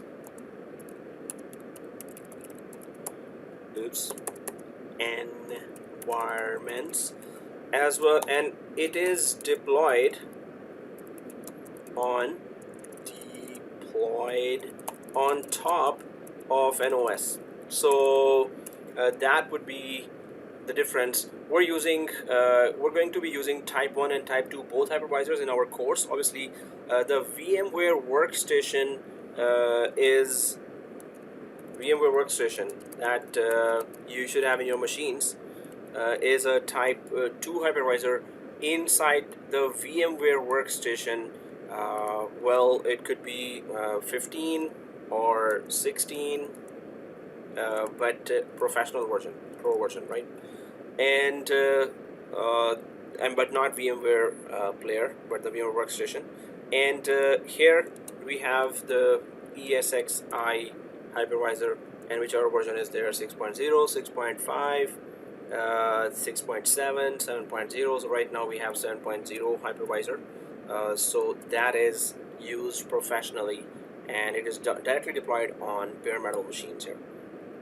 So hypervisors are used for hosting virtual machines and to use the full capacity of the physical server, and we remotely connect to those hypervisors. There could be hundreds of hypervisors here, thousands of hypervisors, according to whatever the need is.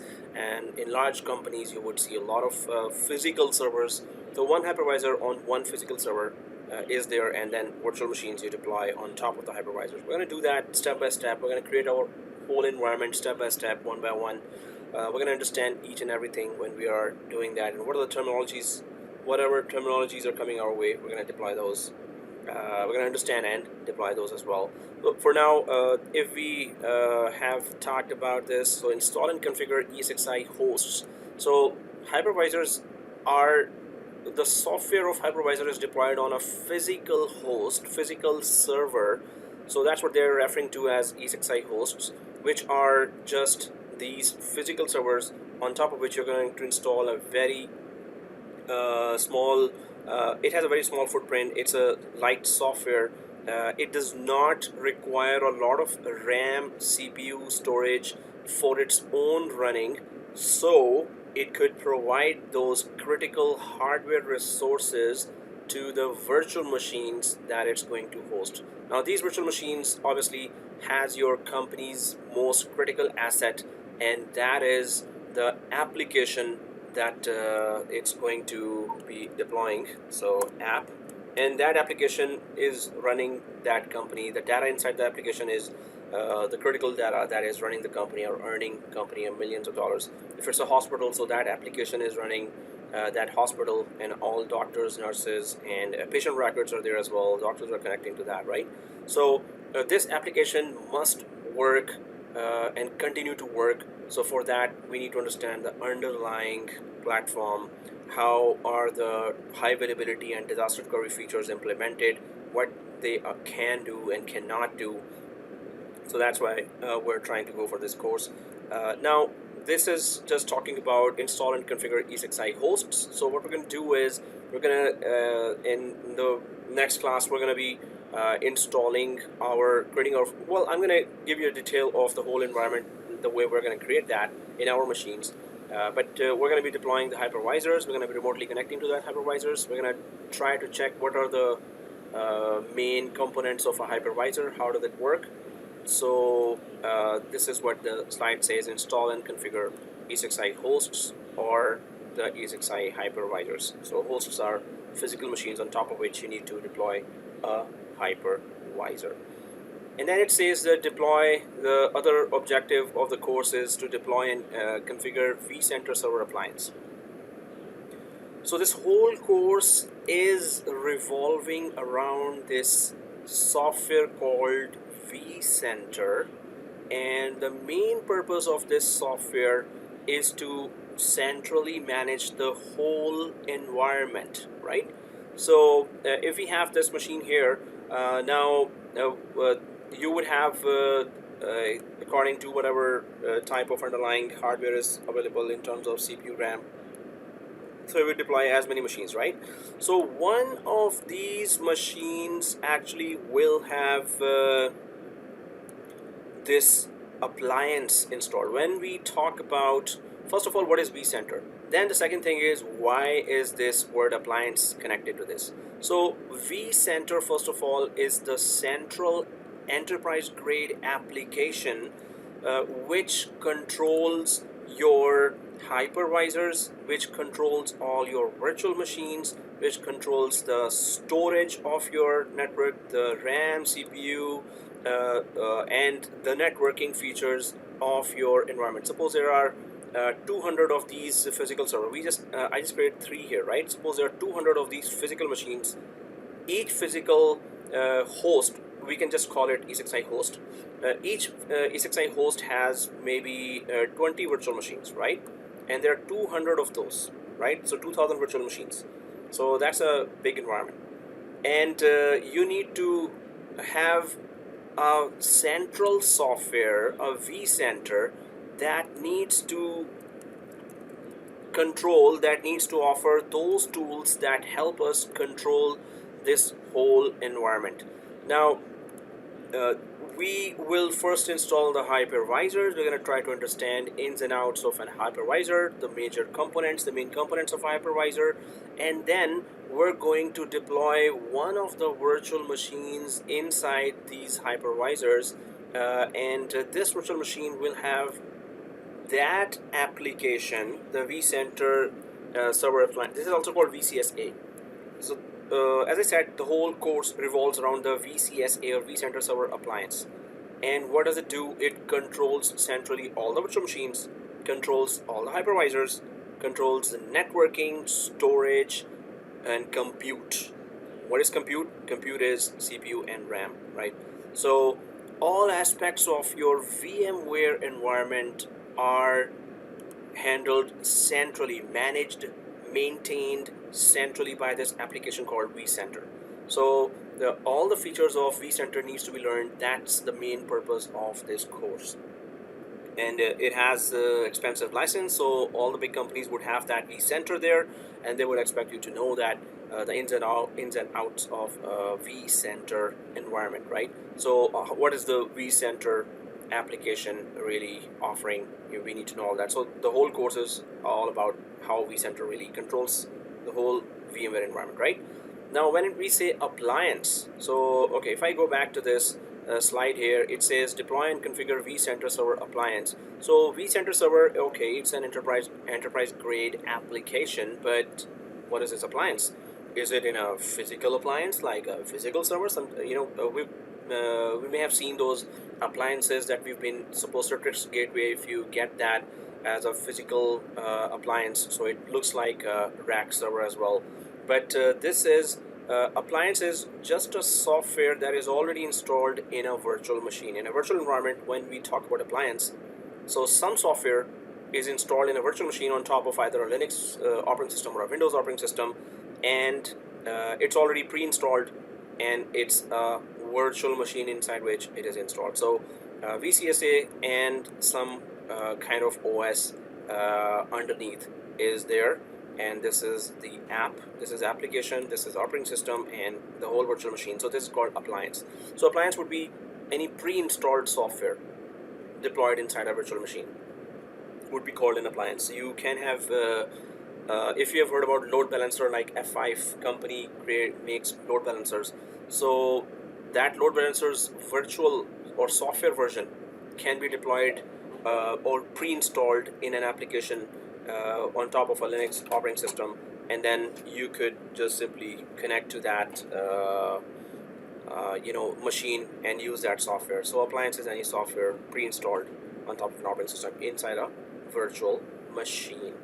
So this Vcenter, when we deploy, before we deploy that Vcenter in our environment must have the hypervisor already running. In our environment, we're going to actually be creating two hypervisors, actually three hypervisors, but two would be for the testing purpose, and one hypervisor just to host this main enterprise grade application called Vcenter.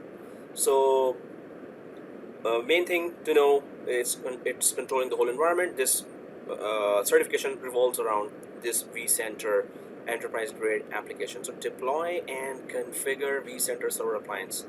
Yes, we're going to be doing that. First, we create the basic environment. We're going to be configuring our virtual machines, and in fact, let me just create that side by side, and what our environment will be. And we're going to have 4 virtual machines created inside our VMware Workstation, and those 4 virtual machines, the first virtual machines actually will be a Windows 2016 or 2019 virtual machine. Inside this will be Active Directory. We do not need Active Directory. This is a central authentication system of Microsoft. It offers AAA authentication, authorization, and accounting. We will be installing DNS. So Active Directory of Microsoft, why do we even install it? Aren't we doing VMware course?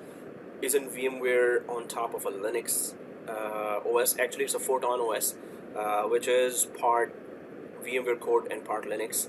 So why we're installing Active Directory? Because when you go to any environment, normally they have Microsoft Active Directory deployed there. Now in cloud it is called Azure Active Directory, and this is still one of the most popular authentication and authorization systems, and if this is there, then when the Vcenter gets deployed, how do you connect Vcenter to Active Directory? So we're going to, for that purpose only, we're going to deploy Active Directory. Otherwise we don't need that for offering authentication and authorization. Vcenter has its own authentication and authorization available. It does not require Active Directory for that. So we're going to deploy a DNS, we're going to deploy a DHCP on the first machine here, and we're going to use the first machine for one extra purpose, and that would be our software SAN. We need some kind of storage area network or SAN environment as well. So the first machine's purpose would be this, to have some infrastructure resources available. Now, then we were talking about in the slide Esxi host and Vcenter server appliance. So while we're talking about this terminology and I'm giving some brief explanation, I'm also explaining the lab that we're going to have. So we're going to install the Esxi01. So this would be Esxi7 version. We're going to install Esxi02 here, and we're going to install Esxi03 here. So one Windows machine and 3 hypervisors. Okay, why? So one hypervisor. So these all hypervisors will have, obviously, suppose this is the physical disk. This is a physical disk, or PHY disk. This is the physical disk. This is the physical disk, right?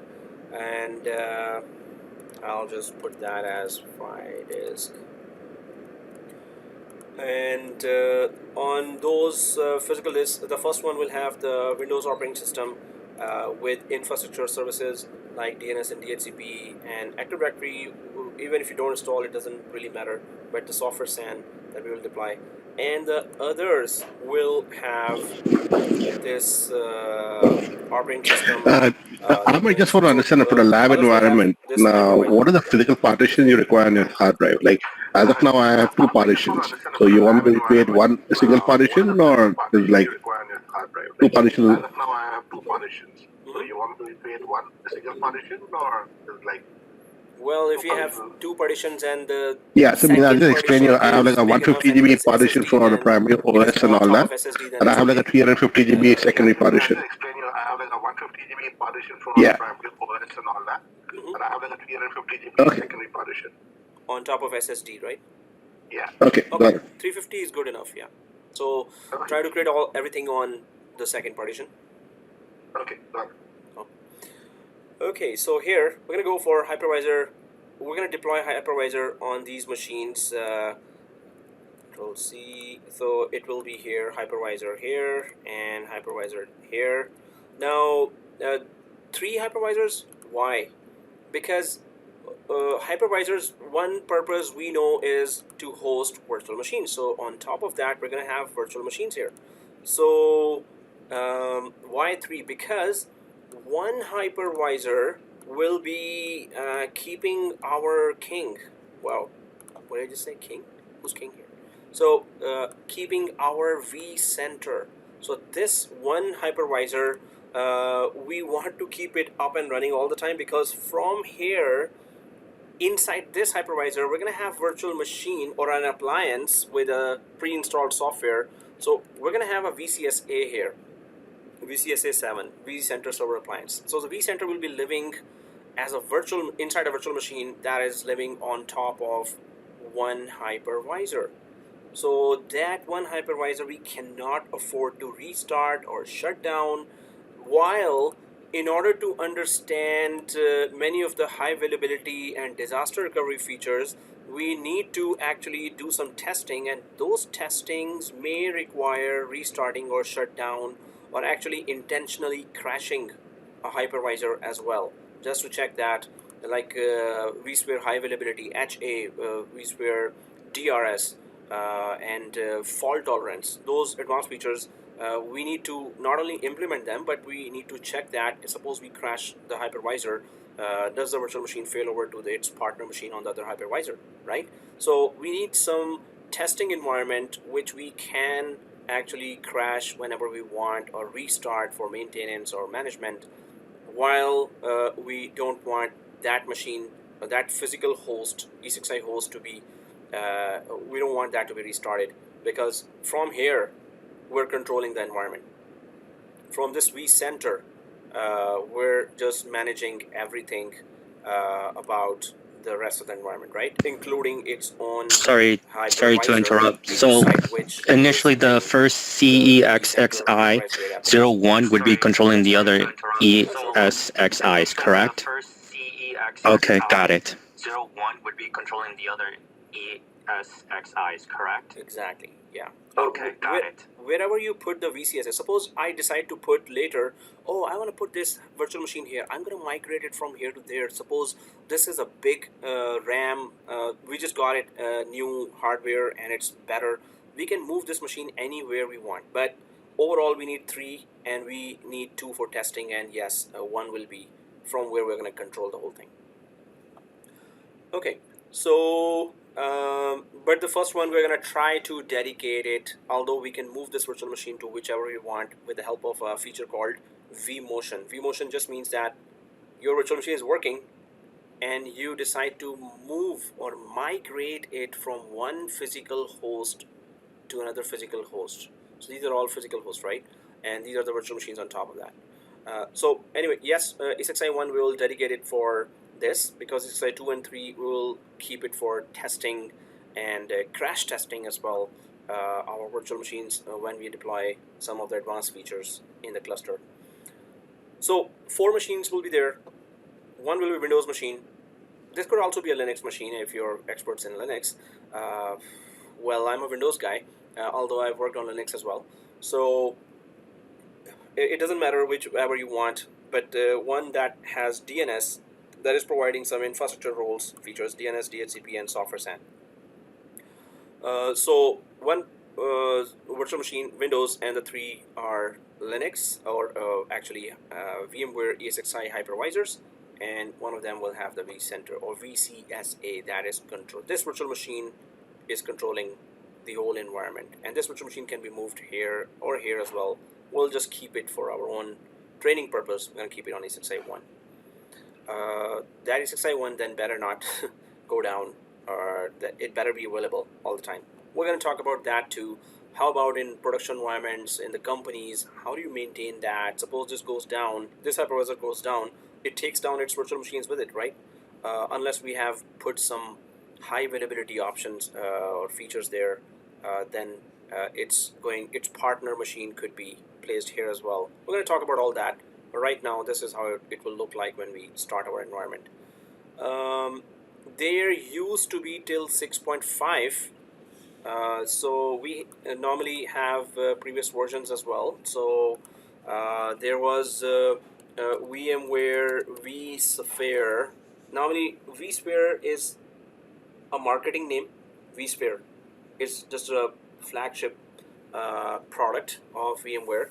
So Vsphere has certain products under it. So then one of them, many of the products names start with Vsphere because it's for a set of products that are used for data center virtualization. So VMware Vsphere 4.x we used to have, and then we got 5.0, and 5.1 was released later, and then 5.5 was released. Then came 6.0, and then 6.5 version was released. 6.7 was the previous one, and now we're on 7.0 version here. So that's how far we're coming from when we talk about the vCenter environment. So the main features, so the major difference here is that from 4.x till 6.5 till 6.5 we had Vcenter for Windows. So there was a Vcenter version that we used to install on top of Windows machine, right? And plus also and Vcenter for Linux, right? It's not the terminology, that's not how we call it. Like Windows-based vCenter and Vcsa basically is Linux-based vCenter. It's called basically Vcsa, vCenter Server Appliance. Whenever we talk about appliance, it's Linux-based. But we used to have till 6.5 a Windows-based vCenter as well. I, being a Windows guy, used to install first vCenter on Windows and used to do 80% of the labs on this vCenter, and then I would move or show that how does a Linux-based vCenter looks like, and I would show that how to deploy that vCenter on Linux as well. But now from 6.5. So this is a separate point. This is a separate point. I'll be putting all these slides on, or all this drawing on Vcenter, OneNote. So whenever you get access to OneNote, you will see all this there, and it's in the video as well. Anyway, so then the point here is,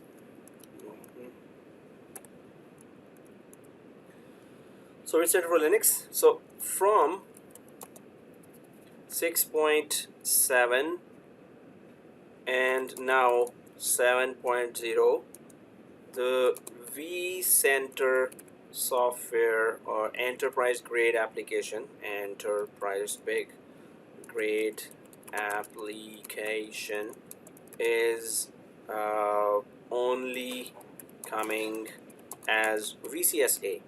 So Vcsa 6.7, Vcsa 7.0, which means that only Linux is there, and now Windows is discontinued. So you cannot install the 6.5 version or 7.0 version of Vcenter on Windows anymore. It's only Vcsa or Linux-based Vcenter. Now they just throw out Windows from there, because Windows have patching Tuesday, and monthly patches are being released for Windows, and you have to always restart that as well every month. And then you have to have a Windows license, Windows expert there as well, right? So Windows has a failover clustering feature, and you have to know that failover clustering feature. So many companies would say that, hey, why don't you have a Linux, or suppose some companies are Linux shop, they have just Linux products or open source products. So when VMware was saying that, hey, you have to have a Windows-based Vcenter in earlier versions, so the companies would say that, hey, we are total Linux shop. Why are you forcing us into buying Windows or Microsoft licenses? We have everything open source or Linux-based. So, but then they start, because of other Windows versions being released and patches being released on large scale. So it's kind of not very stable environment when you are patching and patching and patching, and so many attacks are coming on Windows environment, while Linux environment is comparatively safer than Windows environment. So they really pushed out Windows from VMware, and now it's 6.7. Since 6.7 and 7.0, we're totally Linux based now. So our environment will be, so why do we have Windows? Just for the infrastructure roles.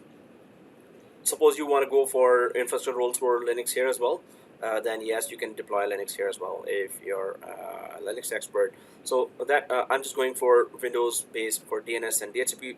Specifically, DNS has to be really up and running there, because we're going to access every service by name, right? So this is just a brief history of where is the Vcenter coming from.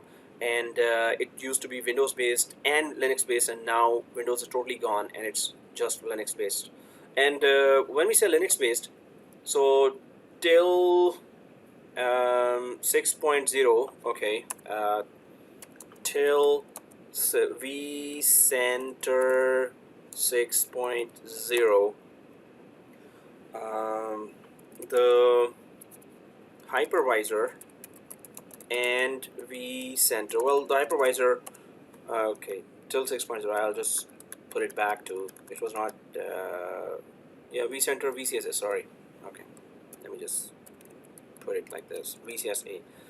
And 6.0 and hypervisor used to have SUSE Linux. If you may have heard that Linux flavor, there's Red Hat Linux, there's Ubuntu Linux, and there is SUSE Linux and CentOS. There are so many versions or flavors of Linux, right? So 6.0 and the hypervisor used to have SUSE Linux, used to be on top of SUSE Linux, right?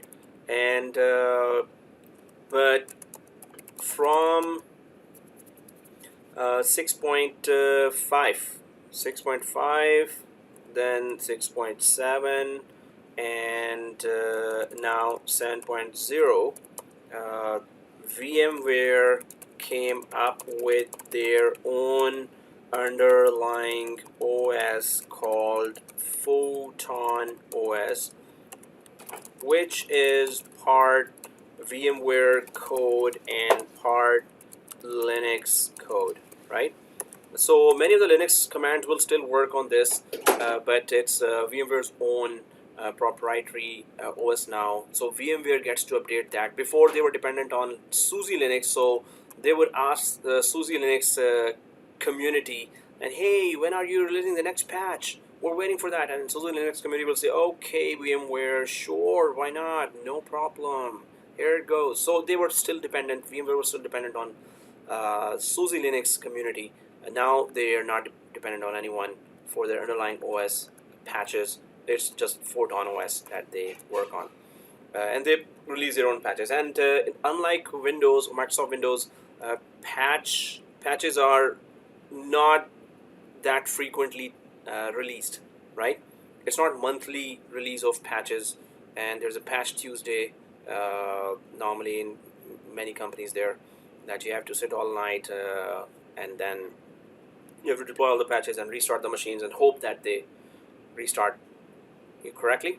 Any kind of underlying error or hardware failure could get you up and running for the whole weekend. So anyway, now we get that Vcsa. So Vcenter is Linux based from well, it got recently that recently Windows got kicked out, and second thing is that recently the Photon OS was and recent means few years back, Photon OS was introduced, which is totally VMware proprietary OS. So that information, so why I mentioned this, because I wanted to show that in fact the previous lab was where I was going for 6.5 and then upgrade to 6.7 or 7.0 directly. That was my previous class format, where we used to have two Windows machine and we would deploy the 6.5 Windows based vCenter. We explore all the advanced technologies from that, and then we would go to Linux based vCenter and just compare the differences. What are the differences? You would not see like 6.5 and 7.0, not any big differences, no fundamental changes. Yes, improvements, but no fundamental changes. The advanced features, the big features are still the same from 6.0 till 7.0. Yes, the big changes we could say is that Windows is thrown out from 6.7. So that's a big change. Otherwise, Vcsa or Linux-based vCenter was there all along, 5.5, 6.0. If the people wanted to go for Vcsa, they were already using that. So for them, till 7.0, nothing changed, because if they were using Linux-based vCenter, right? Now it's just only Linux-based vCenter. So those who were relying on Windows-based vCenter will see that inside the vCenter application, it's exactly the same, but the deployment method of Windows-based vCenter and Linux-based vCenter is different. So since we are only now with Linux-based vCenter, so we have no issues now. We're going to be deploying that vCenter. So all this history, brief history, I've talked about for the second point here: deploy and configure vCenter server appliance. And then the third point here, so we're going to install hypervisors, we're going to install the vCenter, we're going to go step by step from scratch literally. So use the Vsphere client to manage vCenter server inventory and the vCenter server configuration. That's the same point again. How do you deploy and configure the vCenter here, and then how do you add the hosts to this? So when you deploy the vCenter, which is a central application, right? So you have to introduce these hosts. ESXi2 needs to be known, ESXi1 needs to be known by the vCenter application, ESXi2 needs to be known, ESXi3 needs to be known. When we say needs to be known, what does that mean?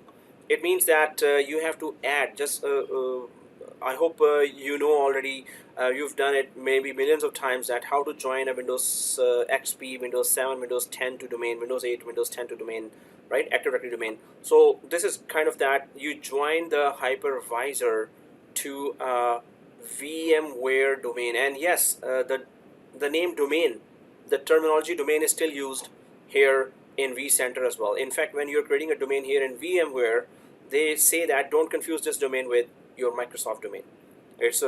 But the central network that you create there, they call it domain, and you have to name that domain something, just like you named the domain in Active Directory or Microsoft Active Directory as well. So you have to join the hypervisors through to the Vcenter, so Vcenter could know, oh, there's Esxi2 here, oh, there's Esxi1, Esxi3, okay. And after that, suppose we create here 20 virtual machines here, 20 virtual machines here, so then it will, because it can access remotely the 3 hypervisors or maybe 300 hypervisors if you had that, then it can see whatever's going inside and it can manage whatever's going inside for the virtual machines. They need storage, they need network, they need CPU, so all can be handled on centrally from this Vcenter application, living inside a virtual machine, living inside a hypervisor. So that's the second point here, just says the same thing, that go for the inventory, check the inventory. Inventory is what? How many virtual machines you have, how many hypervisors you have, how many virtual network cards you have, how many switches you have, well, all the components, how many of those are there. So that's just one task of Vcenter. Then it says create virtual networks with Vsphere standard switches. Oh, so obviously the whole environment is networked together. So the network switches will be introduced. So when you install a new hypervisor, we're going to be doing that. So suppose this is a virtual standard switch. So if I go, I haven't mentioned the terminology here. So these are the VMs.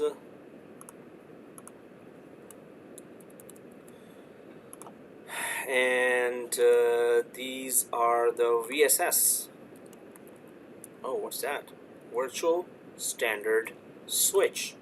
So that's the virtual standard switches. And what do they do? Well, what the switch does is it lets you connect. Virtual machines can connect to each other, communicate with each other, share files with each other, and they can connect to the outside world as well. But when you deploy, okay, you have a physical server, you have deployed a hypervisor on top of that. When you deploy a hypervisor the first time on a bare metal machine, a virtual standard switch gets created automatically. Obviously, you need a network, obviously, right? So virtual standard switch gets created, but how does it get connected? So let me just create some more components here. So this, suppose this is a network card, PHY-NIC or physical NIC, network interface card, or network card, right? So PHY-NIC, that's a physical NIC. Now that physical network interface card is connected to what? It's connected to a physical switch. Okay, now I need a switch. One switch coming up or not? Okay, did I not copy a switch? Did I not? Oh, there you go. So I'll copy that, and there's a switch. We don't need that big. So there's a switch here, and obviously all network cards need to be connected to the physical switch. So the one port here, one port here, oops, that's a disk. So one port here. So however you are connecting, or whichever port you're connecting, and doing VLANs there. So they're all connected to a physical switch. They're connected to each other. The switch is connected to, with the uplink, it is connected to gateway, suppose, right? So suppose there's a gateway device here, and from the gateway you're connected to an ISP directly, right? So you're connected with this switch to other switches which are connected to other virtual machines and hypervisors. And so how does the virtual standard switch, when it gets created, how it is connected? So when the hypervisor is getting installed, it detects the, oh, there's a physical disk here. Okay, good. Oh, there's a physical network card here as well. Okay. So what it does is it deploys its virtual standard switch and it connects that to the physical network card here. And the virtual standard switch is now connected to a physical network card. When you create virtual machines, during the creation wizard of the virtual machine, it asks that which virtual standard switch you want to connect to. Well, there is only one, virtual standard switch 0. You can create more virtual standard switch here, which we will do later. So you can connect the virtual machines to the virtual standard switch, and I will go for that same small virtual NIC, right?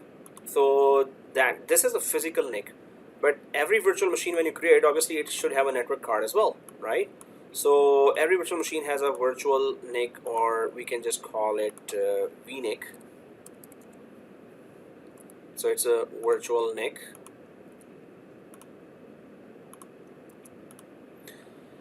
And here, so this virtual machines are connected through their virtual network card to the virtual standard switch, and that virtual standard switch is connected to the physical switch, physical network card, sorry, and physical network card is connected to the physical switch. So virtual machines through their virtual NIC are connected to the virtual standard switch, and it's connected to the physical NIC and physical NIC. And so virtual machines can communicate with each other, where they can share software with files and folders with each other, and through the physical switch, through the gateway to the outside world, you can give internet connection here as well.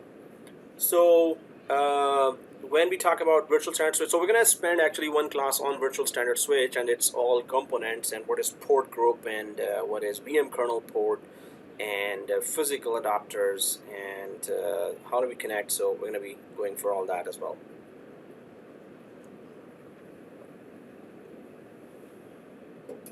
Okay. Other than that, if we go ahead, describe the storage technology supported by Vsphere, configure virtual storage using iSCSI and NFS storage, and create and manage VMFS data stores. So these three are talking about what? These three are talking about storage in virtualization. So what happens here is that when we create our environment, so on top of a physical disk, when the hypervisor gets installed, so it formats the disk with a file system called VMFS. So VMware file system, right? So VMFS, which is VMware file system, and then on top of this, it creates partition which is called data store. So on top of data store, so I would write that on top of data store, we can create virtual machines. Virtual machines do not directly see a physical disk. Virtual machines can only see a storage if it is formatted with VMFS file system, and it has a partition on top of that called data store, right? So what happens is that when we deploy the hypervisor, our data store gets created on top of that, right? And so the disk is formatted with VMware file system. So if you format the disk with Windows 10, when you're Windows 2019, Windows 2016, so the file system is NTFS, right? So with VMware, obviously, it would go for its own file system called VMFS, right? There is a REFS is also a newer file system of Windows 2019 servers. So you got this data store here. So I'll just make that diagrams just to put that. These are the data stores. On top of the data store, so virtual machines, when you create a virtual machine, there has to, the physical disk on top of which you're about to create a virtual machine must be formatted with VMFS file system and partitioned with data store. So data store has to be created on top of that physical disk for the virtual machine to see the storage and to be created on top of that. So the VMFS file system formatted and data store must be there already on the storage. So that goes the same for, what's the other term they used? iSCSI. Oh, what is iSCSI? Oh, well, and NFS, okay. So iSCSI, and so you got, you can deploy SAN, right? So if I go back to the other environment here, and I go for that diagram here, and you may have heard about SAN, you may have worked on SAN, storage area network, and there's fiber optic SAN with fiber optic cables there, fiber optic switch there, and fiber optic network cards there. Pretty expensive stuff, and a SAN would be a tower or a device with a lot of disks. So what does SAN really do? Is it really critical for the virtualization environment? Well, yes, it is very, very critical for the virtualization environment, SAN. So when I was saying that we need to, okay, let me just first put there that it is SAN. SAN is storage area network, and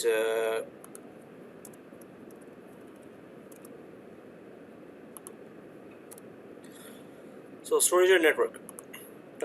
So is it, what is it? It is a collection of disks here. These could be all SSDs, not could be, should be, and all the SSDs there, and those SSD disks can be mapped over the network, can be provided, can be connected over the network to these hypervisors. So there are local disks here, and then there are disks coming from SAN, storage area network, which provides the same type of disks over the network. So this one disk that is over the network or on the LAN, it is connected to this physical server or the hypervisor. The same disk can be connected to the second physical server, and the same disk could be connected to the third physical server. Okay, what's the big deal with that? So when I was saying that when you have to create a virtual machine, so you make sure that the disk on which you're creating a virtual machine, it should be formatted with VMFS file system and partitioned with data store. So data store partition has to be, data store has to be created there, right? So it's not a best practice to create a virtual machine on top of a local disk of a physical server. It's not a best practice to create virtual machine on top of a local physical server. So this disk, one disk that I connected that one disk to all three hypervisors, right? And then you can connect a second disk to all three hypervisors as well. So suppose this is the second disk connected to this, same second disk connected to this, same second disk connected to this, or maybe there are 200 hypervisors. You would connect each disk to all 200 hypervisors. Why? So I'll just remove those. So suppose there's one disk that is connected to all 200 hypervisors. So what's the benefit of that? So when you create a virtual machine, so virtual machine's virtual disk need to be, you can create that virtual machine's virtual disk on a, either on a local physical disk, or you can create it on a shared storage, or we also call it LUNs, or logical unit numbers, right? These are shared disks that are coming from over the network. So either you create the virtual machine's virtual disk on a local physical disk, which is not recommended, or you create it on the network provided disks, either through NFS or better through SAN. So when you create a virtual disk here, in fact, I would go for the first example, that why it is not recommended to create, it the virtual disk on top of a local server's physical disk. So if the physical server goes down, crashes, you will lose connectivity to the virtual machine's virtual disk, and all your critical company data is inside that virtual disk, and you have no communication now with that, right? Unless you get the physical server up and running. You don't want to be in that situation. So that's why you need to then create that virtual machine's virtual disk on top of LUN or a shared disk. So this is called LUN or logical unit number or a shared disk. On top of this, so if it is on top of that, now remember that it is this virtual machine's virtual disk is on top of what? Shared disk that is actually here, this one. So now if the physical server goes down here, so this virtual machine's virtual disk was never on the local physical disks of this server, right? This virtual machine virtual disk is actually living here, basically. So this virtual machine's virtual disk can be accessed from this server as well. Why?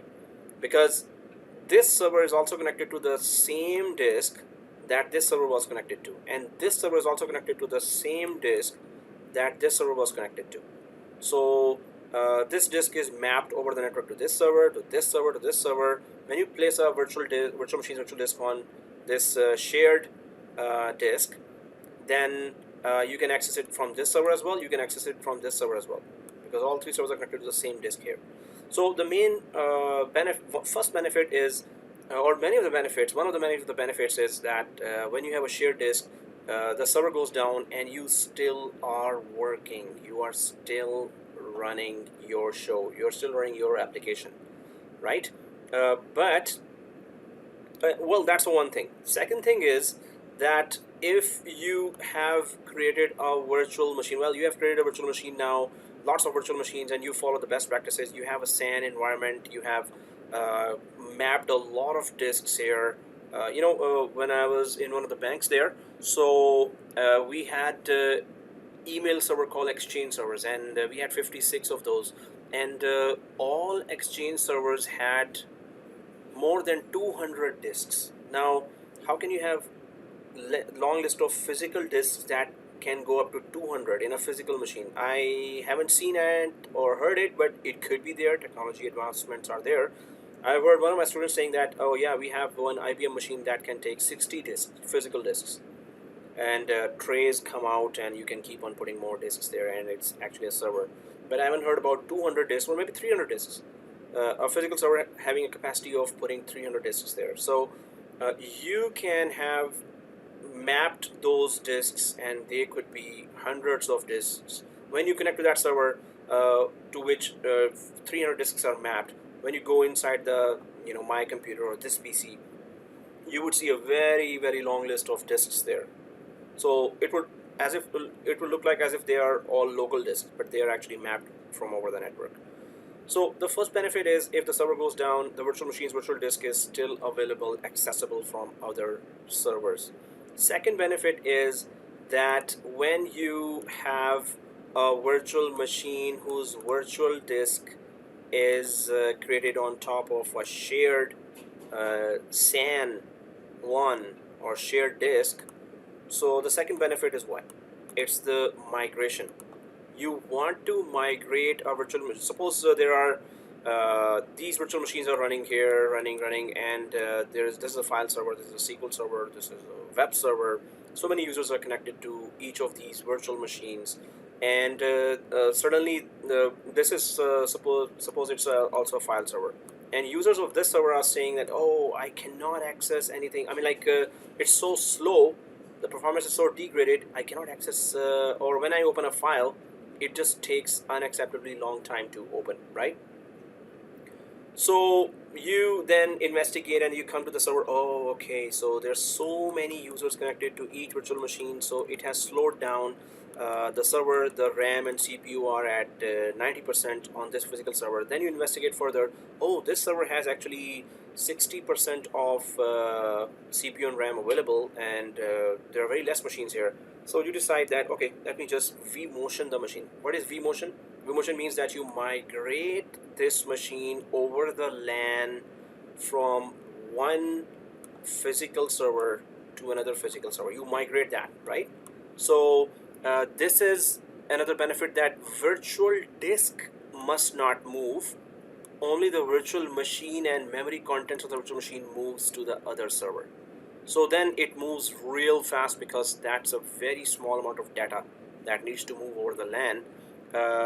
Why virtual disk is not going to move? it is on top of a LUN or a shared disk, and this shared disk is attached to this physical server already, and also this physical server. So from this server you can access this virtual disk, and from this server also you can access virtual disk, right? So in that case, when you move a virtual machine's content, so virtual machine is loaded where? Virtual machine is loaded on RAM when it is started, right? So it moves from the RAM of one physical server to the RAM of the second physical server without moving its virtual disk. Now its virtual disk could be 200 GB, it could be 100 GB. If you had to move the virtual disk or virtual machine, then it would take hours, right? And if the LAN is busy, then good luck. So you have to move that virtual disk over the LAN, which is 200 GB or 100 GB.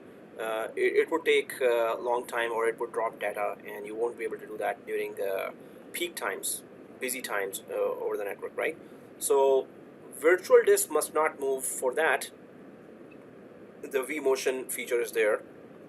Only the memory contents of the virtual machine are moved, which is very small, so it moves really fast in seconds. And you can vMotion or migrate a virtual machine from one physical server to another while end users are connected to it. That's the beauty of it, that there is no downtime. Users are complaining, oh, I cannot open the file, and within then few seconds when they are clicking, oh, I cannot do anything, click click click, and all of a sudden, not only that they can open the file, but it's really fast.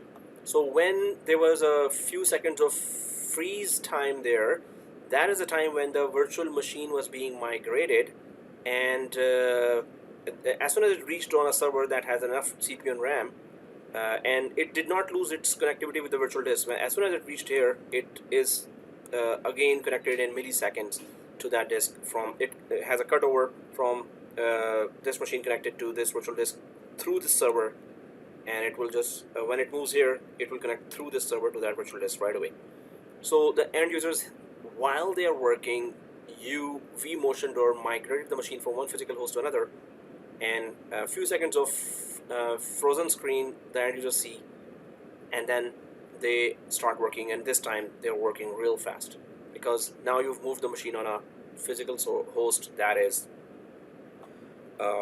having a lot of CPU and RAM, right? So the benefit of SAN, that's what we were talking about. These are some of the benefits of SAN. That so SAN is a must in a virtual environment, so that's why we're going to create our small software SAN as well. So if you have NAS, there's another term called NAS, network attached storage. This is cheaper, and this does not have a lot of features. SAN is much more expensive, and it has a huge amount of features of high availability and disaster recovery.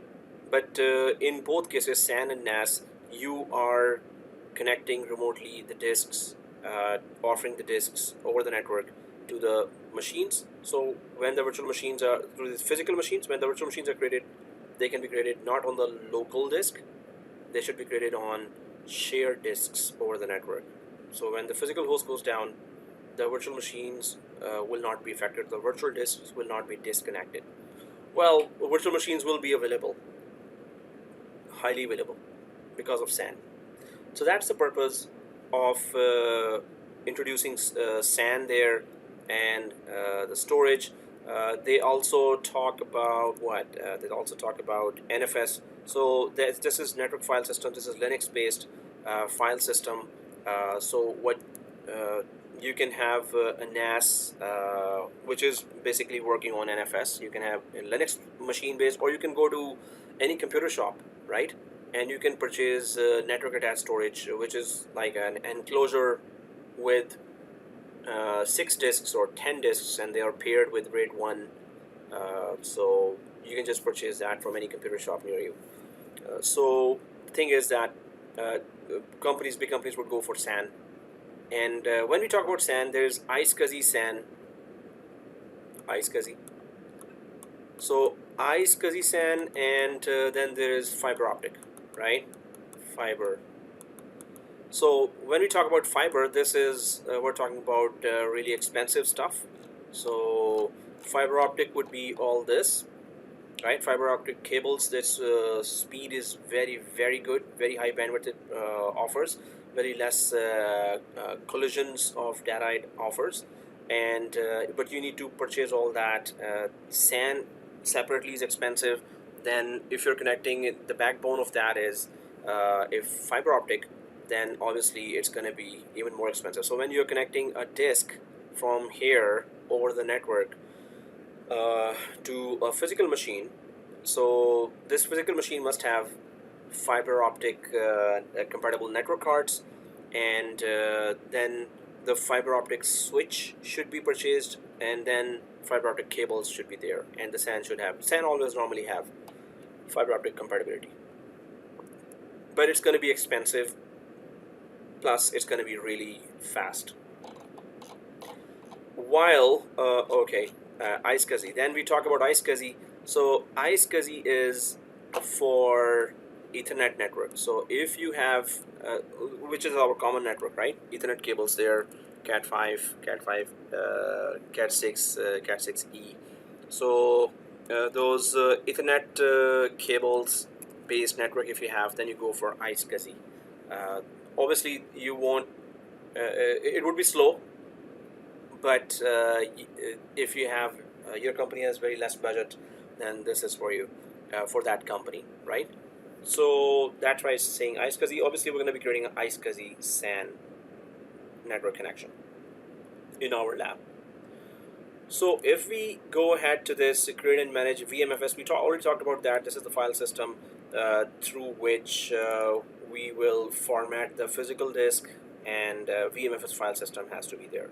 So that's what it's talking about, VMFS data stores. And we talk about data stores as well. These are the partitions on top of that file system. And on top of the data stores, you can create virtual machines. If VMFS file system is not there and the data store is not there, virtual machines cannot be created on a physical disk. Well, except there's one exception there, RDM, but we're going to talk about that later. So use the Vsphere client to create virtual machines, templates, clones, and snapshots. Obviously, Vsphere client, with the help of Vsphere client. So what will happen? We're gonna have to connect from a browser. So either you can have Google Chrome here or IE. So you need to connect from some machine to the Vcenter, and then once you're connected remotely to the Vcenter, then you will create virtual machines. You can create templates of those machines. You can create clones of that machine. So we're going to go through all that, how to create templates and clones and everything, right? So you can create multiple virtual machines quickly. That is called cloning. And through the web client. So there's another topic called web client. Web client is just that we can connect to Vcenter and Esxi from a browser.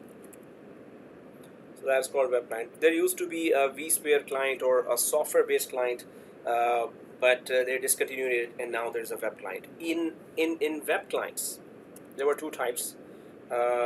Till 6.7, we had two types of web clients. One is Flash-based. That is Adobe Flash Player based web client, Adobe Flash.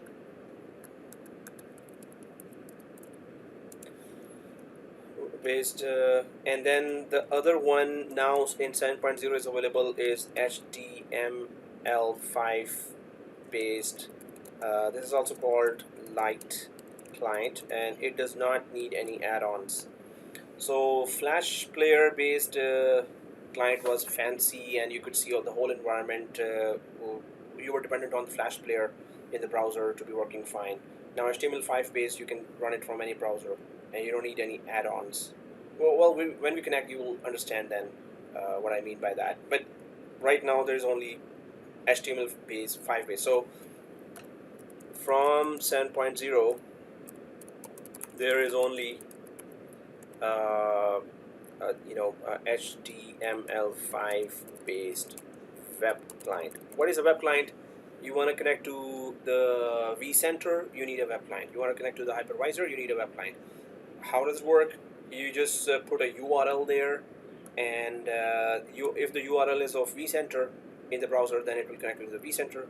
If the URL is of hypervisor, suppose you want to connect from web client from a browser to Esxi 2, so you would just simply type in a URL like http://esxi01. Suppose that's the name you gave that. So when you type that and press enter, it will connect you to Esxi01, and you can then create virtual machines inside. You can manage storage and network of that hypervisor. So this is just one example of a web client. Okay, so then templates and the content library is just it's like a file server. If you want to have a file server, so you want to upload some file somewhere, so normally within Vcenter you create content library where you can upload ISO of Windows 2012, ISO of Linux, or templates of virtual machine. You want to upload some files, then you can go for content library there. And then it's talking about manage virtual machine resource use. So virtual machine resources are virtual CPU here, virtual RAM here, virtual virtual network here, virtual storage here, right? Storage. So it's all, how do you manage all that? So we will learn that too. What does a virtual machine consist of? It's a virtual machine, so its hardware will be also virtual hardware, right? Okay, and then there is manage virtual machine, Vsphere, Vmotion. We talked about Vmotion already, and storage Vmotion is just a migration of virtual machine from one host to another while it is powered on. That's a specialty of Vmotion. Machine is powered on, and you're migrating it. End users are connected and working on it, and you migrate it. That is what Vmotion does, right? And then there is storage Vmotion. Just means that if the storage is what, on the shared disk here, if its storage is when we talk about virtual machine storage, so virtual machine storage means the files of the virtual machine. So the files of the virtual machines is the virtual disk, the VMDK, the .vmx file, which is configuration file, the .vmem file, which is the memory file. So all those files with the help of which the virtual machine works, you want to vmotion these files or move or migrate these files of a virtual machine from one shared disk or LAN to another shared disk or LAN, right? From one data store to another data store. If you want to move the virtual machine's files, that is called storage vmotion.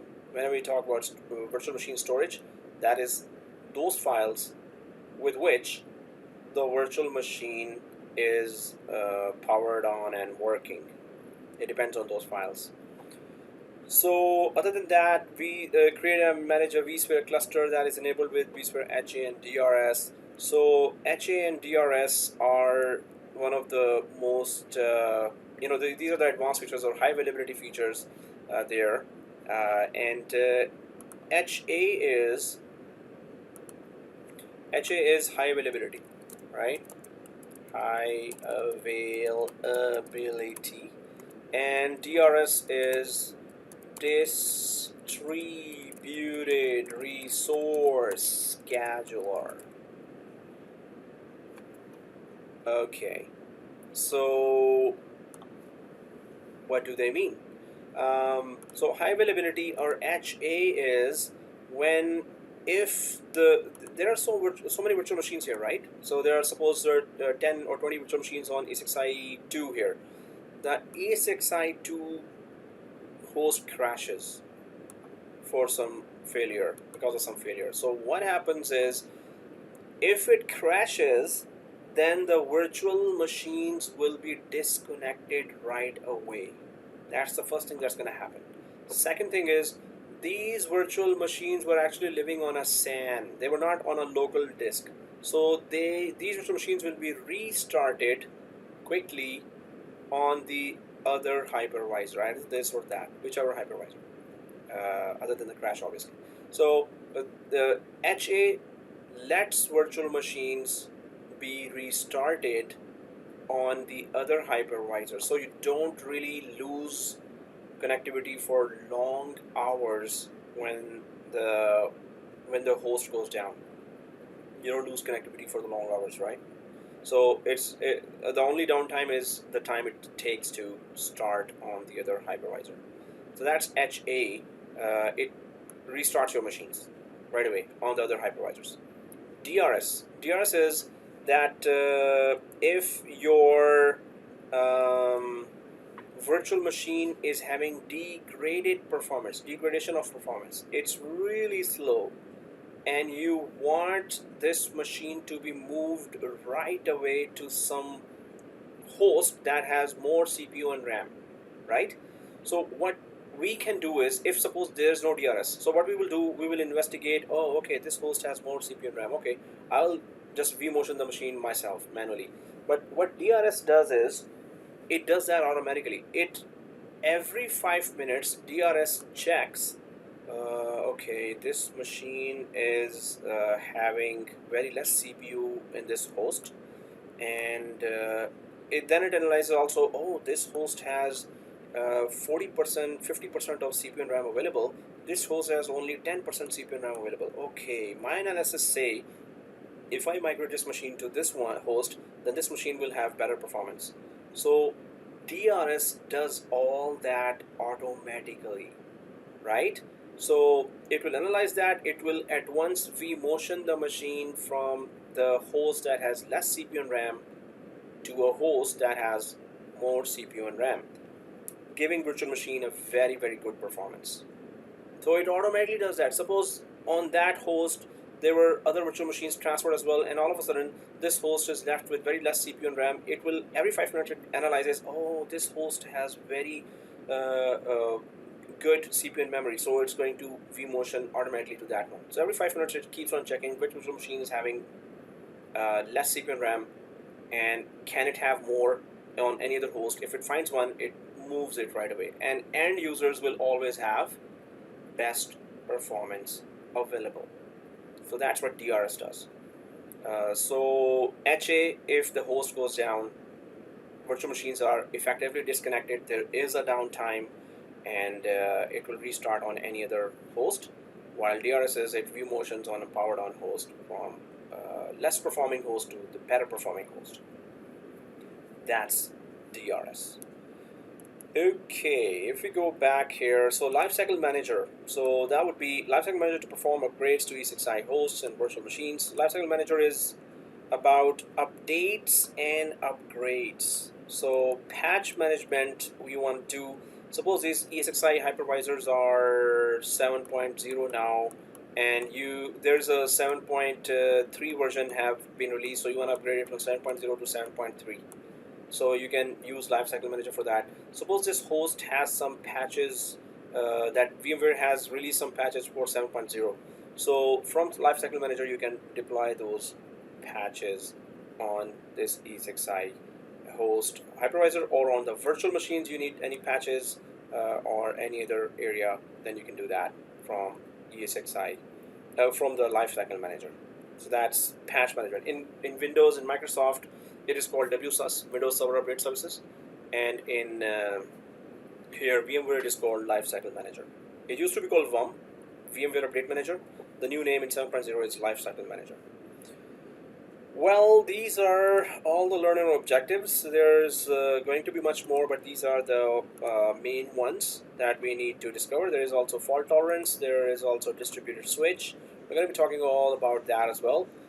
So now we've talked about these features. I'll try to copy this and put it on OneNote.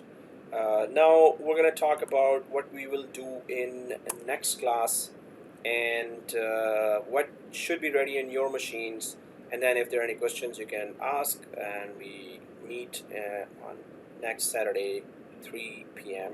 sharp, right? So I'll just copy all the diagrams. The video will be available by tomorrow, but you will be able to see that when you have access to the OneNote. And so what I need to talk about now is our lab next week, right? So our lab next week has to be, just make sure that do we have VMware Workstation installed in our machine. So you need to make sure that you have that or not. And then it could be 14 version, 15 version, 16 version. Let us say 16 version. And second thing is, do we have Windows Server 2016 ISO? So don't install the operating system, just have the ISO there. I, in fact, I'll go to the downloads folder. I provided that too. Yeah, that's it. So I think that's already there in microtrain machines, the Windows 2016, but I'm putting this in chat. You can just get that link in the WebEx chat. I just put it there and download it for yourself. Or you can just go to the Microsoft download site and download the latest ISO trial version of 2016 as well. Actually, that's a Microsoft website link. That's not my Google Drive, so you will be downloading the latest version, which is good. Other than that,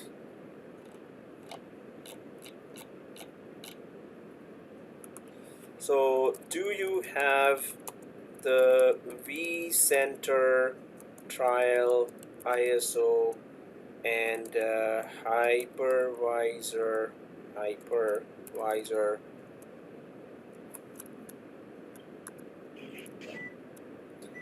trial ISO, and that is already there. So Hugo says microtrain has the Server 2016 data center version. Is that enough? Yes, you're right. So Amir, can you 2016 send a is link for a already there VMware in Workstation also? microtrain systems, so that's good. Amir, can you send a link for a VMware Workstation also? Oh, Vmware Workstation. So right now, Sarfraz, After you give me after you put me on the portal, that Vmware Workstation right? is actually on that site. After you put me on the portal. Yeah, it's in the site. I get it. So as I soon get as it. Okay. Netplus says yes, I can share with you all the material. So I will be able to, right? Hopefully. Okay. But right now, if Yeah, you just want so to you're install it, it's aware, on vmware.com, microtrain's version and it will is continue as the latest version as 15. I think it's 15.5. Yeah, just so you're aware, microtrain's version Okay. is 15. I think it's 15.5. well. Oh, 15.5 is good. Yeah. Okay. Good.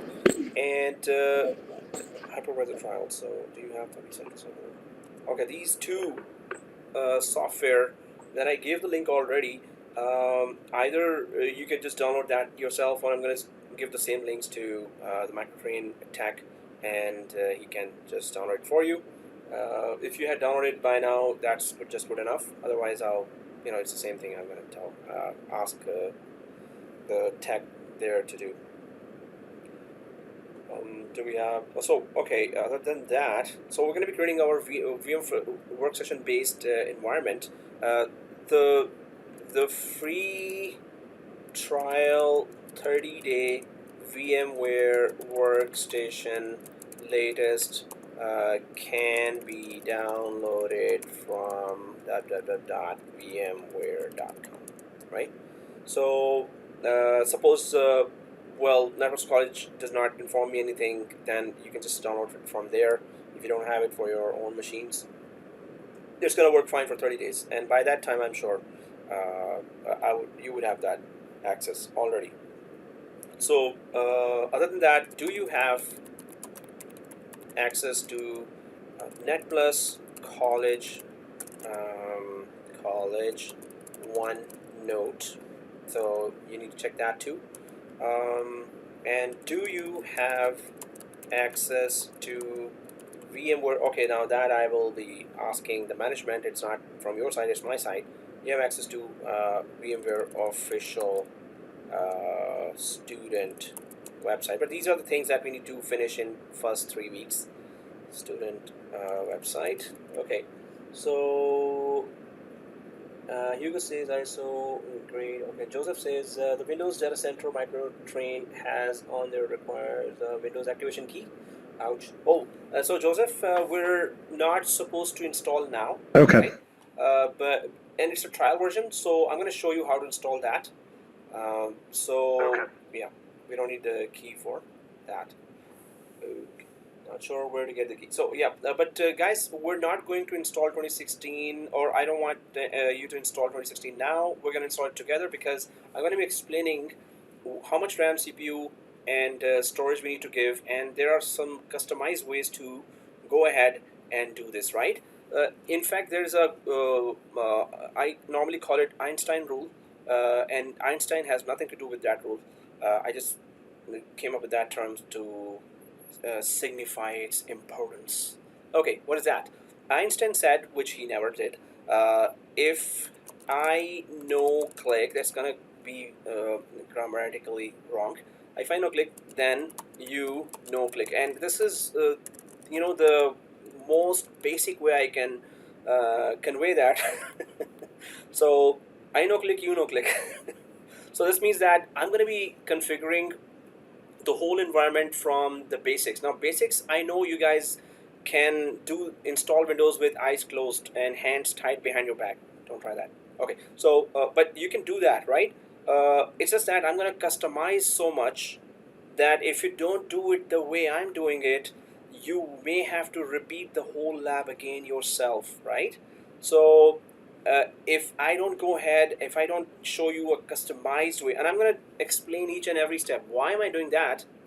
Why I'm not doing this, and that, right? Why I'm not going for that option, why I'm going for this option. So I'm going to customize a lot. So if you're going to guess, oh, I'm sure he's going to go take this step. Oh, after this, obviously it's that. Yes, some steps are obvious. Yes, I understand. Many steps, I will go customize, and I'll tell you why. So if you go some other way, then you have to repeat the lab. You have to wait for the video to be up, and then you can repeat the lab at your own pace. Now, about the lab, right? One more thing. I know you guys are professionals, or you guys have a lot of experience of deploying software and applications and maybe virtual machines as well.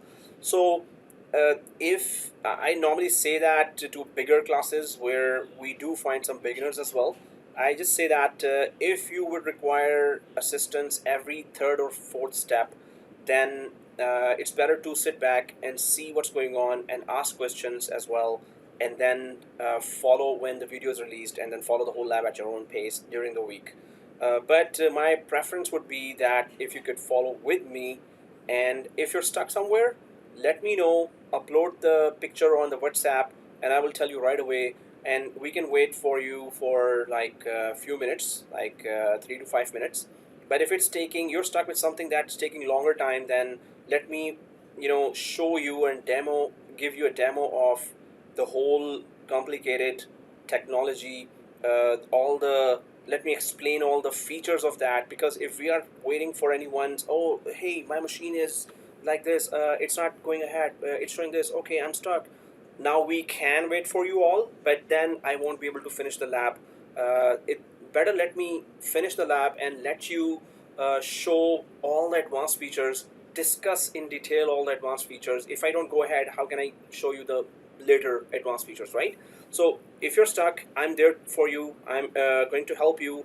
I'm going to tell you, okay, do this, and try this. And most of the time, the errors are resolved, and you guys are smart as well. So if it takes longer time, then you don't really have to follow me while I'm doing the lab. Although I prefer that you do follow me, but to do it then during the week. That's just overall, I say that, right? So okay, during the week sounds better, Hugo says. Okay, yeah. So but do ask me questions, guys. I love questions. and this means that you're really into it and you're understanding everything. The main thing is, if you understand, then there's a benefit of coming here. If you don't understand, then we're wasting our time here, right? So if you understand, and then you can do the lab with me. Whenever you're stuck and it's long, then don't follow, and you can just repeat when the video is released. But do participate and try to understand and ask questions, right, when I'm doing the lab. So both ways are good. You want to follow me, or you want to just sit back and understand and then follow later with the video at your own pace. Both are welcome. Okay, so these are the things that we need to really have before the next class. We'll be here at 2:55 sharp or 1:55 sharp, right? So we could start at the right moment. So I'm just going to copy that or paste that for the next class in the chat. I've already put that. You can just copy it on your side as well. Anything missing on your side, let me know. You got my number as well and my email. Any quick communication during the week, let me know what you need. And this is something that has to be there already before the next class, so we could start. Hopefully there is no, sometimes in second class some students arrive and then they ask questions, so bear with me. I will try to be as brief with them and tell them, hey, watch the video.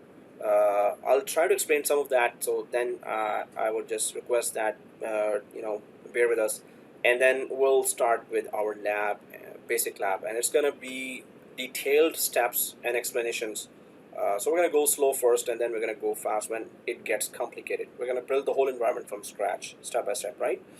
Okay, so if there are any questions, let me know. Otherwise, see you next Saturday, 3 sharp or 2 sharp. Thank you, Amir. All right. Thank you. Thank you. All right, okay. Thank you. All right. Bye. Bye, everybody. All Bye-bye. right, thank you. Thank you.